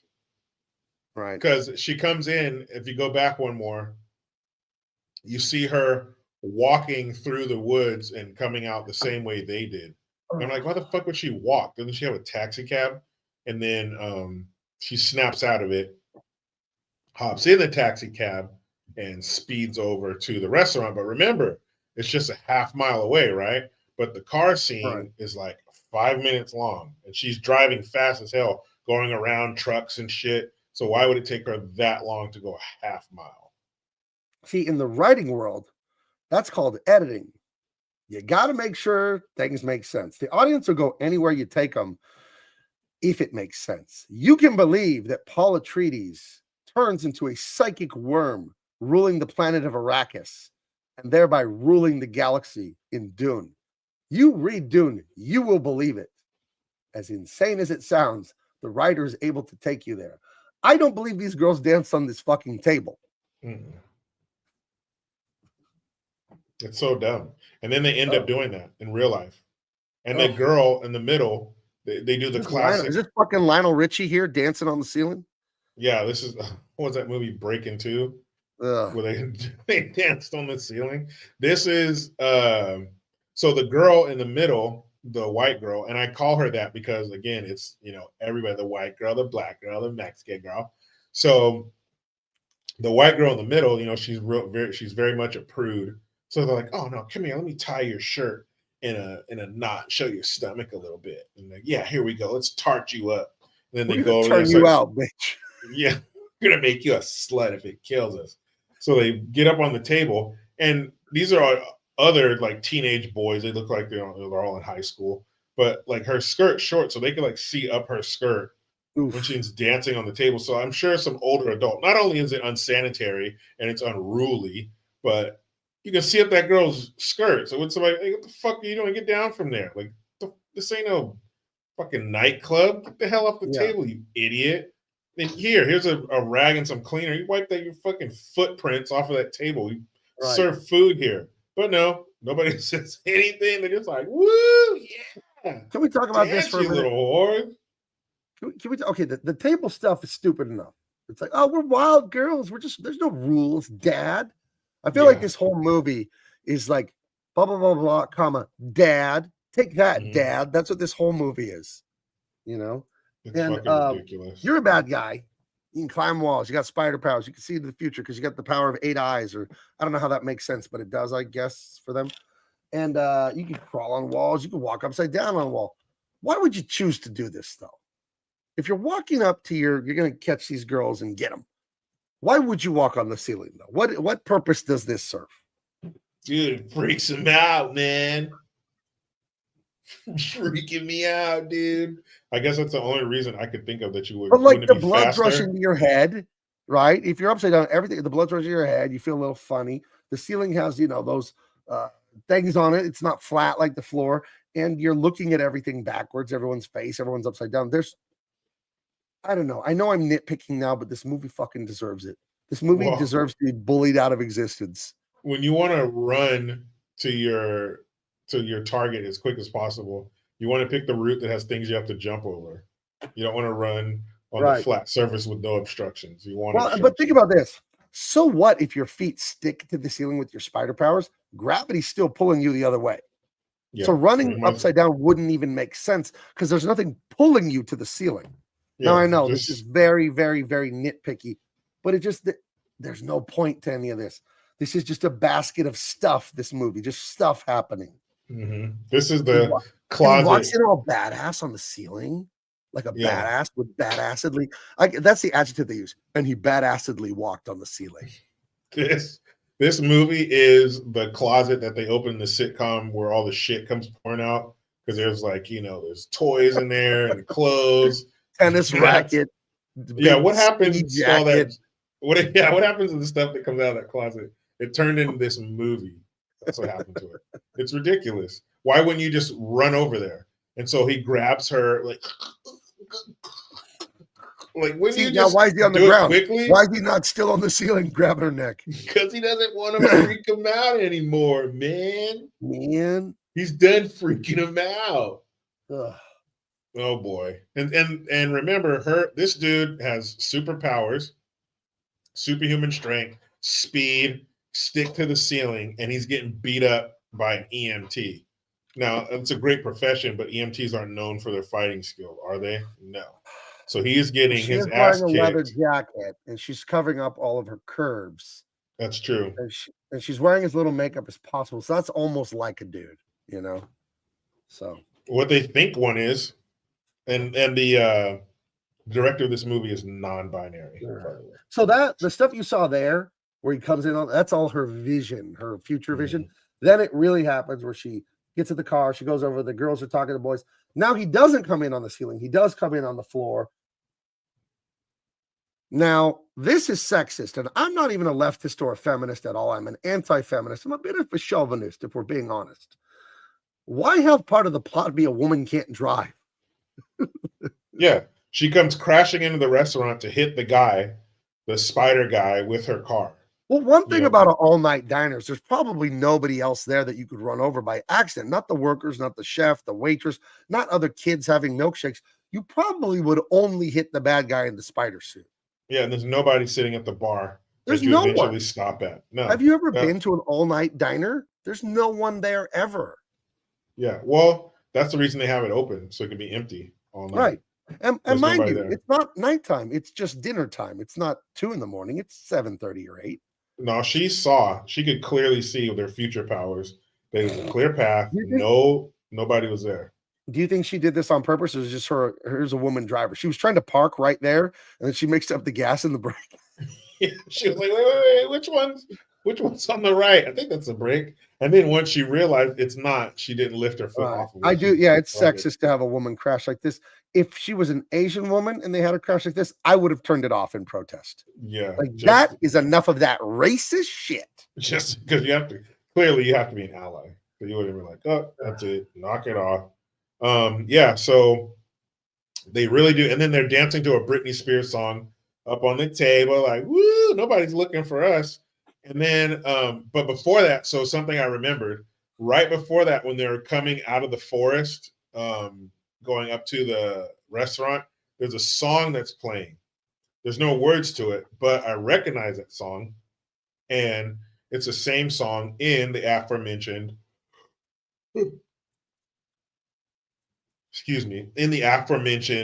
Catwoman. So it must be some generic music that you can use or something in a movie. It's the same fucking song. Oh, I know that song. It's called Bad Female-Led Superhero Movie Soundtrack. The remix. 3 remix. It's 3 though. You don't want 4. 4 is like got this weird, like kind of it's got the minor key and it's not fun at all. So yeah, number 3 is the sweet spot. So it's generic and it sounds stupid. Like you've heard songs in like other movies or sitcoms, and clearly they couldn't get clearance or couldn't afford or whatever to play real songs. So it's just generic shit and it sounds generic. That's what that was. And it just adds to the feeling of how cheap this movie is. Even though it had $80 million budget, it was still spent poorly and it looks cheap. It looks sitcom set, like it's not really in New York. And maybe it was. I don't know, but it sure doesn't fucking look like it. And this mix of nobody has a cell phone, they're still using payphones, but that computer setup is clearly not. The computer setup is from the year 3000. They're currently using these computers at the Doge thing with Elon. Yeah. These computers just landed the Starship and caught it in those like the gantry, Yeah. where they're catching the 22-story rocket up there. And somehow they got their hands on it. It's just Right. so ridiculous in every way. Anyway, I don't know, with their CIA, NSA spy bullshit, they know who Madam Web is. They know she's got this car. They know she got the kids from the diner. They know everything. This is some of the worst part of the movie is the spy equipment, the camera stuff. Mhm. It's so cheap. It's such a cheap plot device. We need to have the bad guys be able to track them down. So we just have this spy shit that we won't really explain. That's just futuristic. Okay, whatever. Yeah, it's dumb. They just skip over so much stuff that they're like, never mind, forget it. Well, either they don't explain it at all, or they explain it too much. So they go to the no-tell motel. You girls stay here. Back at the restaurant, we got the fucking Power Ranger talking to Madam Web. But this is like a psychic in her little vision. right? Yeah. Yeah, he's like, I can reach out to you across time and space somehow. Yeah. I'm going to order some fucking hash browns and then murder all you guys. In your dream. I want those hash browns smothered and covered. I want the gravy, the onions, and the cheese. Don't be fucking cheap with the gravy either. I got some kids to kill when I'm done. Yeah, even though this is a dream, don't mess up the food. Yeah, can I get the fucking warm up on my coffee before I kill these kids? Golly. But when do they I think before. Oh, wait a minute. Oh, we'll keep going because maybe there'll be a picture there. I'll wait to ask that question. What the fuck? They wake up. They're still idiots. She teaches them how to do CPR. I don't even remember why. So you can put your hands like this, straighten your elbows out, and in case they get touched. Because remember, if he touches you, like it, he gives you the boogaloo poison inside. Cooties. He puts the goo in you, and if you get that goo, that spider goo, man, it'll fuck your head up. Something awful. Hey man, I had a buddy got that spider goo. It was not pretty. Yeah, man, cemetery full of people fucking playing around that spider goo. He was laid up for 3-4 weeks. Couldn't come back on the job site. Came back, leaking spider goo everywhere. Yeah, it was everywhere, man. We call him old spider goo. It isn't so much how sticky it is, it's more the smell. You wouldn't think a spider could smell that much. It's awful. Yeah, man, it smells like a sack full of assholes. Call that spider goo, man. You gotta keep that shit away from here. Yeah, so if he touches you, he gives you CPR because of course they're gonna have to use it in the third act. This is such horrible writing. They should have all just turned and looked at the camera and just winked. Like, I wonder if we'll ever have to use the CPR to move the plot forward. I don't know. You're running from like a Power Ranger spider guy, and this woman's like, you know what? I'm gonna teach you kids CPR. Then I'm gonna teach you how to make scones. Like, just it's like classes in session. Yeah. Again, a movie trying to be, really masculine ends up having some very feminine things in it. So you know what she's not going to teach them? How to write a coherent story. No, that's in the sequel. Maybe in the sequel, not this one. And she's showing how they have to trade off. All right, you pump, and then you got to keep it going. Okay, you got to trade off. You can't mess up the rhythm. Okay. This is like the world's worst game of Jenga. Like they're just stacking higher, but instead of wooden blocks, it's like just big dookies from a dog, like just dog shit. Yeah, and if you're just playing Jenga with dog shit, and you can't believe how high this movie is stacking the shit, how bad it's getting. You're not going to believe what happens next. Like one more turd. We're stacking another one, baby. We're going high. We're going to the fucking. We're going to blow the roof off this motherfucker with this Jenga of food. How do you get those turds to balance? Her EMS buddy to come down here and babysit the girls. They got to go stay with him. Comedic things will happen because she's going to go to Peru to find the truth. I got to take off. Hey, girls, I'm protecting you from the killer madman, but I'm also going to another continent. Mm-hmm. Just for a couple of days. Don't be a dick. You've heard of the Southern Hemisphere, correct? That's where I'm Yeah. headed. Don't be an asshole. It'll just be for a couple days, a couple weeks. Hey, giant-headed sidekick guy. Don't take Yeah. these girls to the cops, whatever you do, for protection. Whatever you do. And make sure you I don't gotta get go any to Peru. make sure you don't get in any shenanigans while I'm gone. And she, as far as I can tell, she hasn't eaten anything. She hasn't bathed. She hasn't changed her clothes. Ugh. And this is obviously it's going to take a while. Heather's like this movie. So, Heather, you don't even know. I watched it at 1.5 speed, and it still felt like an all-day seminar. Oh, It it's felt like I fucking was being horrible. talked to about like comprehensive term life insurance for 8 hours at a seminar somewhere in Yeah, a this is hotel like ballroom this with is a a shitty timeshare. buffet. A Oh. timeshare seminar right here. A timeshare. Hey, you guys, how long are you in Vegas for? If you've ever been to Las Vegas, you go to like any casino, there are these people standing there in suits that don't work for the casino, and they'll ask you and your wife, hey, what are you guys doing in Vegas? How long are you going to be here? You want to go to a show? And they'll give you free tickets, free rooms, free this, free that.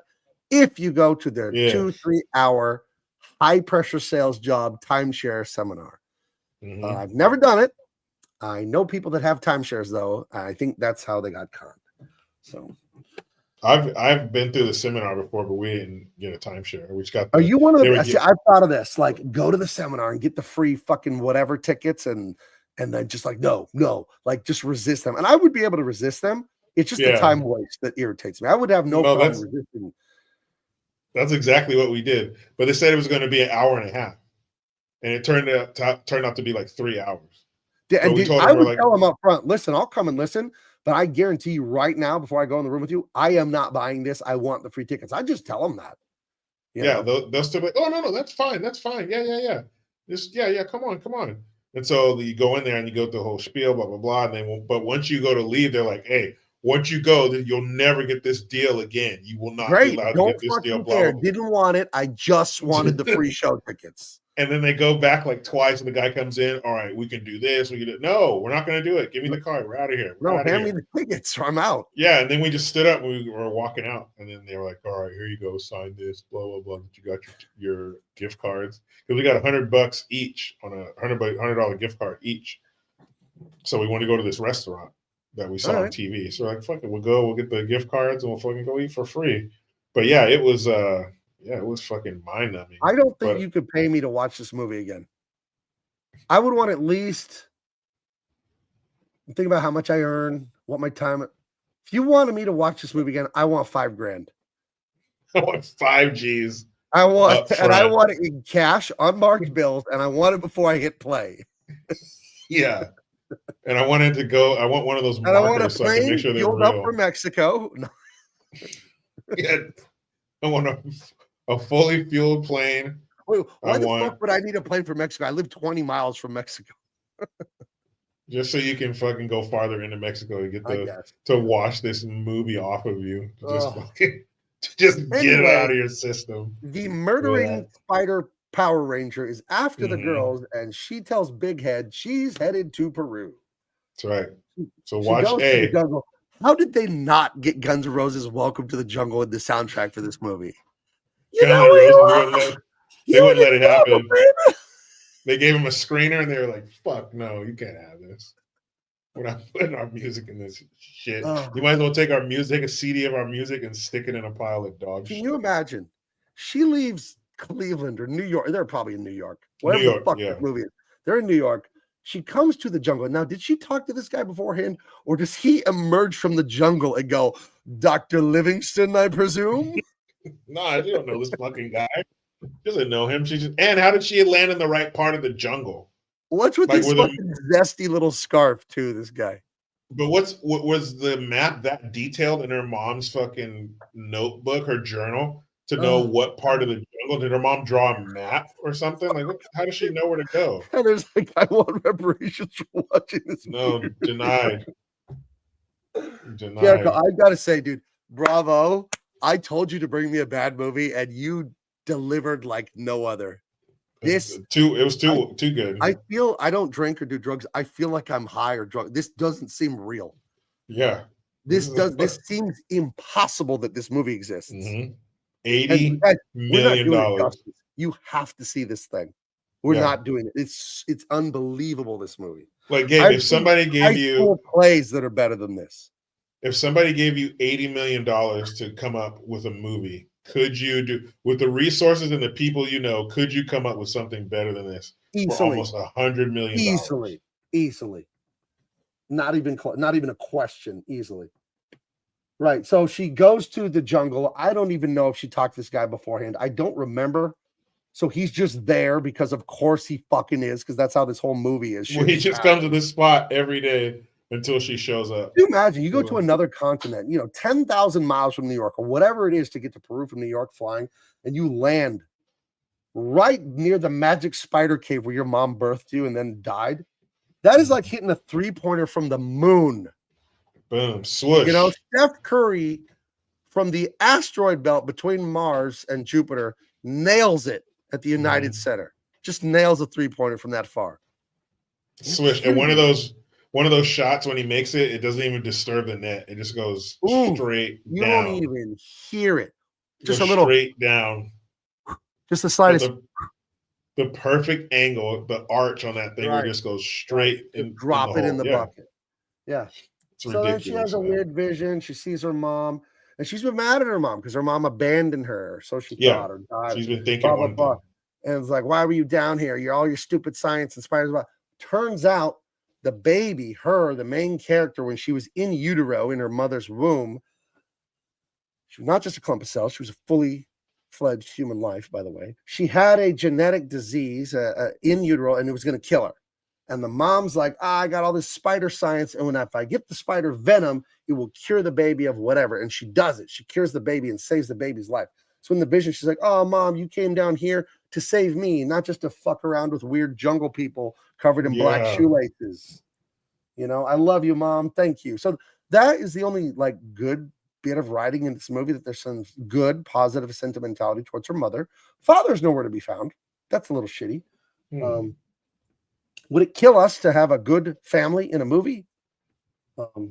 So anyway, she sees her mom's ghost, hugs her mom's ghost. This is 8 seconds of decent writing. I like that. I do like family stuff that's positive, but it's just covered in a wash of shit, so it doesn't count. Yeah, what did you have to go through to get this 8 seconds of good writing? Right. It's like pulling a gold nugget out of a septic tank. A gold nugget the size of a cornflake out of a septic tank. Yeah, it's a nice piece of gold, but keep it. I can make money. I don't need that. Yeah, it ain't worth all that, man. Yeah, it's it's a tough one. But it's another exposition dump. You could have just had the dad, she has lunch with them or something to let us know the dad's still alive. But there's that family's still important. Maybe she went down there for research or something like that. But just very terrible, and we could have done without it. Really, this whole movie we could have done without. Oh, and then this guy, big head, he's wacky, and the girls are smart alecky, and it's all quippy. Because why wouldn't it be? Can you imagine if you were around a person like that in real life that was just quip a minute? Yeah, that would be unbearable. And he has 3 of them because he's a dumb dude, and that's his wife in the backseat. What if, historically, what have dudes ever done? Ever? Nothing. Right. They start wars, and they kill animals. And they're probably sexist, racist, and homophobic. Yeah, they poison the earth. They can't even go outside. They hurt our mother Gaia, and she cries out. Yeah, that's all bad shit. So his wife, his wife, I guess, she's pregnant, and she's like, my water broke. He's like, duh, what? My water broke. And we gotta go. You gotta drive me now. That's right. He is, sorry to interrupt, he's Ben Parker, and she is May Parker, his pregnant wife. She from the barbecue and the whole baby shower. And those are Spider-Man's aunt and uncle. Now, they're supposed to be his aunt and uncle. I don't know if the baby they have is going to be Spider-Man, if they ever made a sequel, and then he was not Uncle Ben, but it was Father Ben. I don't know. I don't know who this baby was supposed to be, but it's a relative of Spider-Man. I don't know. They would have done something fucking stupid, I'm sure. It can't be his aunt and uncle because they're old as shit. Well, no, this is 20, 30 years before Spider-Man. But then why does that lady's computer look like that? Listen, man, I got to go to Peru real quick. I will be back. But clearly, every version of his aunt uncle we've seen, they're older. They're older, like born in the 40s. Listen, you're asking too many questions. Just Spider Guy, Black Shoelace people, something about the jungle, and these girls are all smart Alex. Okay? All right. Too much. Good enough. Good Too enough. much. And she's telling him, like, watch where you're going and all this shit. Hurry up. Like, she's bitching at him from the back. Right. Like, I know you're pregnant. I know you're pregnant, but you don't got to be a fucking asshole. Right. And so the dumb girl, when she delivered your kids, or was she yelling at you? You know, it's that stereotype of the wife yelling at the husband. No, she was cool. She was cool both times. But the first time when my daughter was born, man, there was this lady down the hall. She was going through it. I mean, like, but I mean, being mean to the husband and yelling at the husband, because I've always heard that stereotype growing up. I was like, I don't think that's a real thing. My wife was pleasant as hell. You know? Yeah, my wife, she was totally fine. But I didn't hear her yelling at her husband, but she was screaming at the top of her fucking lungs. She was going through, and the nurses are like, she's being it's not that. But the nurses are all, you know, they only got 5 kids and shit, so I guess they would know a thing or two, right? Even something as simple as the wife's going into labor, the dialogue is stupid. And the one girl's like, okay, but I hope it doesn't get gross. Like, yeah, you're not 7. You're 17 in the movie. You're not 7. You know how babies get here, you little turd. And of course, her dumb ass is looking out the window, and that's how they get the facial recognition and figure out where they are. Boop, boop, incoming transmission. Hold on for the upload, download. Incoming data set. And it's making that sound, that upload sound into the phone. Boop, boop, boop, boop, boop. It does the phone, like, the number thing. She's like USB, CD-ROM. She's just like listing off technological words. Yeah, saying all the letters, www.http/ like, yeah, we get it, lady. It's a hypertext transfer protocol. It's like, you can just say HTTP, dude. But what year is it? Her computer looks like that, but this is supposed to be in the past. We started, and it just said 1990, 1990X. When did we get technology? Did technology like this exist in the 90s? No, of course not. No way. Facial recognition, not on this level where you could like have it in your fucking living room. Jeez, right. So anyway, she looks out the window on the way to the hospital to deliver the baby that could be Peter Parker or Peter Parker's cousin. I don't know. Somebody Parker. We'll never know because they're not making a sequel to this chunk of shit. She's going that way, and then the Power Ranger Spider-Man shows up, and he's gonna cause havoc. Yeah, she's in a stolen ambulance now. She sure likes boosting cars, this gal. Dude, the ambulance is at somebody's house going to a call, and she hops in and takes the ambulance. So she just, the guy dying of a heart attack in front of his wife and children in his living room. She takes the car that was going to take him to the hospital. Please save him. Save Harold. Please save him. Like, somebody took the fucking ambulance. Well, I don't know what we're going to do. He's on dying. The one paramedic is like, run out to the truck and get me the nitroglycerin for his heart. Yeah. He's like, somebody took the fucking truck. If he doesn't have it, he's going to die. I'm fucking dying it. Nope, gotta go. Takes off. I gotta save 3 girls. Nitroglycerin? I meant nitrogen. I'm sorry. Nitroglycerin is used in explosives. You would never give someone. Kill him. That's what you have a heart attack. If the EMTs come, they're gonna blow you up. Well, maybe that's what we're looking at here. They gave the heart attack patient nitroglycerin. I said it, and I was like, I didn't mean to say that. Oops. I meant nitrogen, not nitroglycerin. Oops. My bad. No, yeah, you gotta make sure you say those right. Has not blown up a patient or two with a clerical error.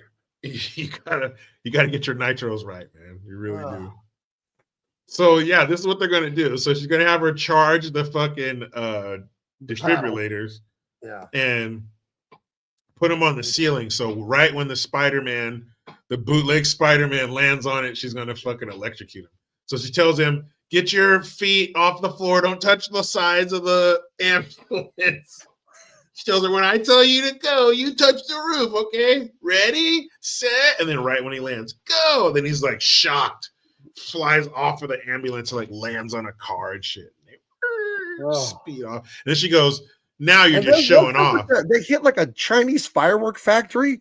No, before they get there, when they're speeding off after they do the defibrillators on the roof, one of the girls goes, now you're just showing off. And she goes, maybe a little bit. And then they drive away. And then, the ambulance breaks down. So they But why park are it there like under a fireworks bridge. for the last 10 minutes of the movie? I didn't catch that. Was there a firework? Because there's just fireworks for the last 10 minutes. Well, because when the ambulance breaks down, then they hoof it to this building, like the nearest building, and it happens to be a fireworks factory. So now she knows how to. Man's action movie, which takes place in a fire, steam, smoke, or spark factory. We have a new. This is the only awesome thing about this movie. We have a new type of factory, a firework factory. Yeah. Van Damme was never in one of those. Arnold. Seagal. Wait a minute. The one Hard Target. Hard Target. My bad. Yeah. Fireworks in there. My bad. Yeah. So they're Fuck biting off a Hard Target.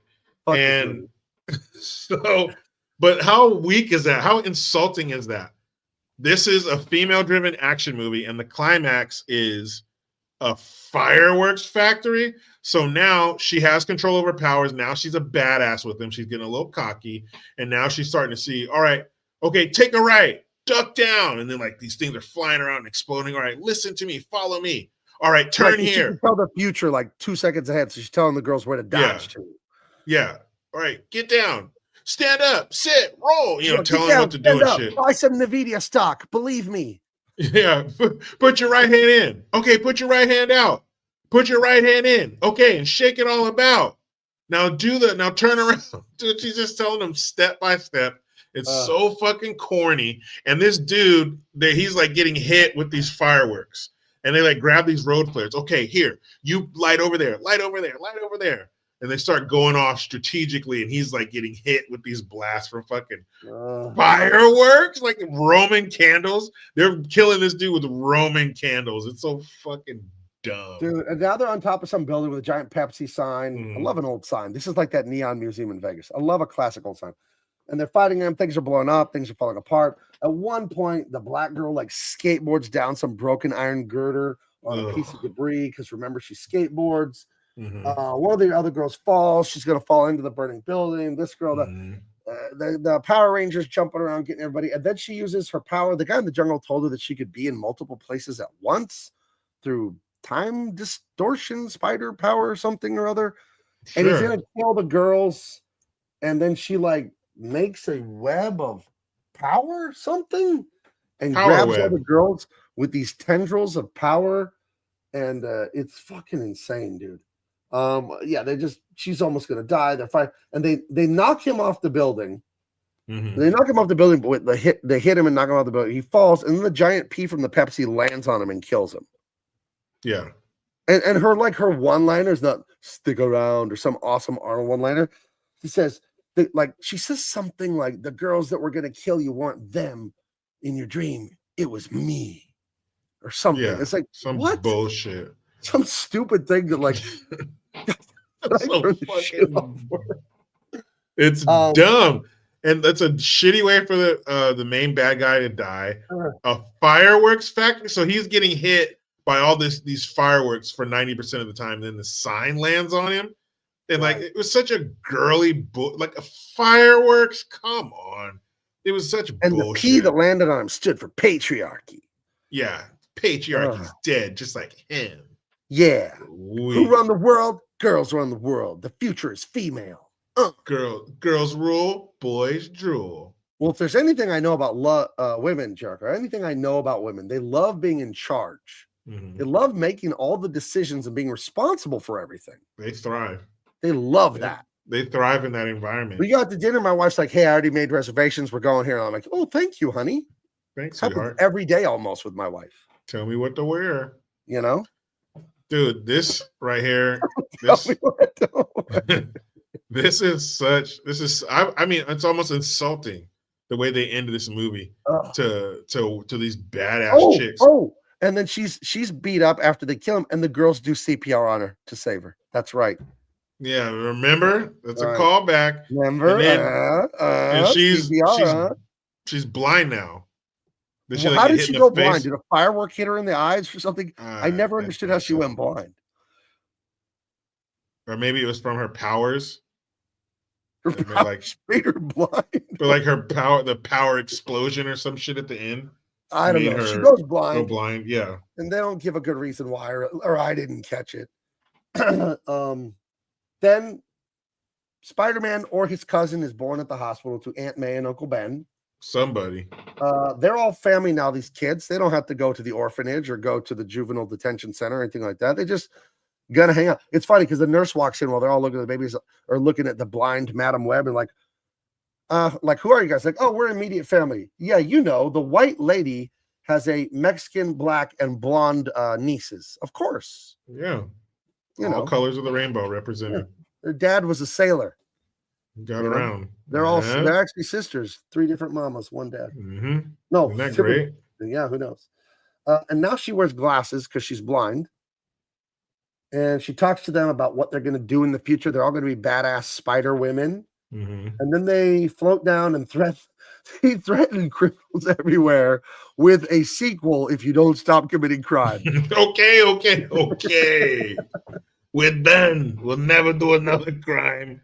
Never, ever. The fucking worst movie ever made. It's unbelievable dog shit, this movie. So Madam Web can walk now? Why is she standing there in a suit? Well, she had to put on red leather to sweat. You want to wear leather when you're fighting because it doesn't breathe, and then you'll get all smelly and sweaty. Can you imagine? Can you imagine what these superhero costumes smell like when they pull them off when they're leather like this and they're skin tight? That gives a whole new meaning to baked clam. Oh. But why is she in that suit? Can she fucking walk now? She's Madam Web. What do you mean? Why is she in this suit? So she wants to be in the wheelchair sometimes, and then sometimes she likes to fucking walk around. Okay. Yeah, you can see a lot of the female blind daredevil in part 2. Well, Secretary, not sure. We're never gonna. Your name is perfect. This we're not sure. We're never gonna find out. Well, how the fuck does she walk? She's in a wheelchair at the end. Stop it! Stop asking. Get a hold of yourself. Let it go, Jericho. Louise. Let it go. Okay. Let it go. So. You're gonna have to let it go. Madam Web is the worst movie I've ever seen, and I stand by that. I don't know how you could make a movie worse than this, given the amount of money they had. And this is Sony Pictures Entertainment. This is time. Marvel Cinematic Universe. Big time. They have, but you know, the Marvel movies have been striking out for like 2 years now. And it started when they went woke. They went with that Captain Marvel, and it made $1 billion. But the marketing was tricky because they had those 2 final Avenger movies to bookend the whole first 20 movies. Remember? But they released the first Avenger, and it was a cliffhanger. They released the second Avenger, but in between, they stuck Captain Marvel to force you to watch the Girl Boss movie.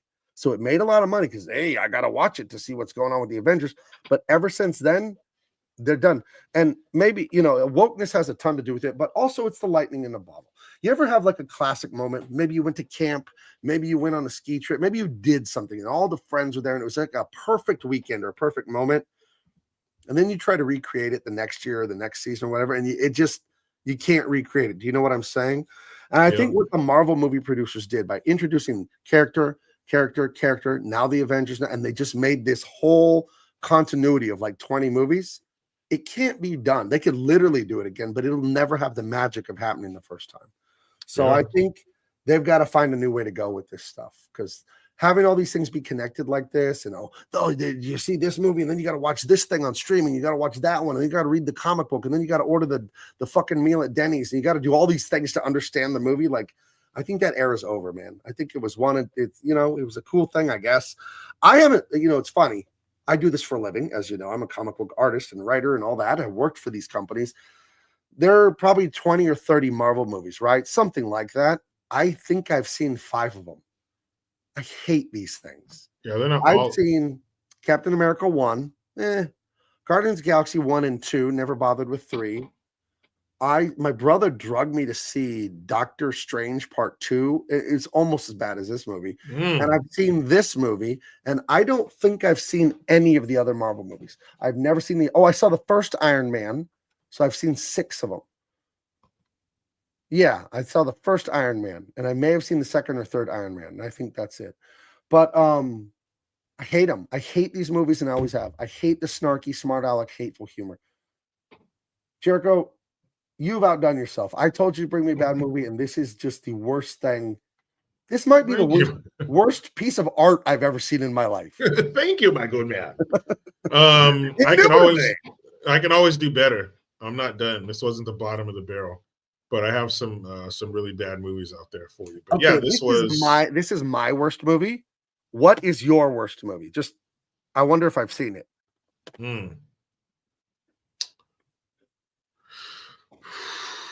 I don't know, man. Triple X State of the Union's pretty bad. It's pretty bad. I like Ice Cube though. He's got a lot of charisma. No, man, this one's horrible. Is he the problem, or is it the script? Because he's fun, Ice Cube.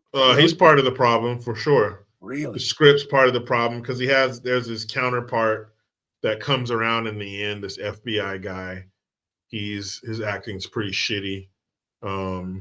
There's a scene where the tank, where the guy that he's fighting against his acting's pretty shitty. So it's a combination of things. Anytime you get a shit souffle like this movie, you have to have ingredients. It's not just one thing. Okay. It's a mixture. It's it's the plot, it's the script, it's the cinematography. It's you got to mix it all up and then bake it, and then it comes out to perfection. So that's one of them. But it is a real.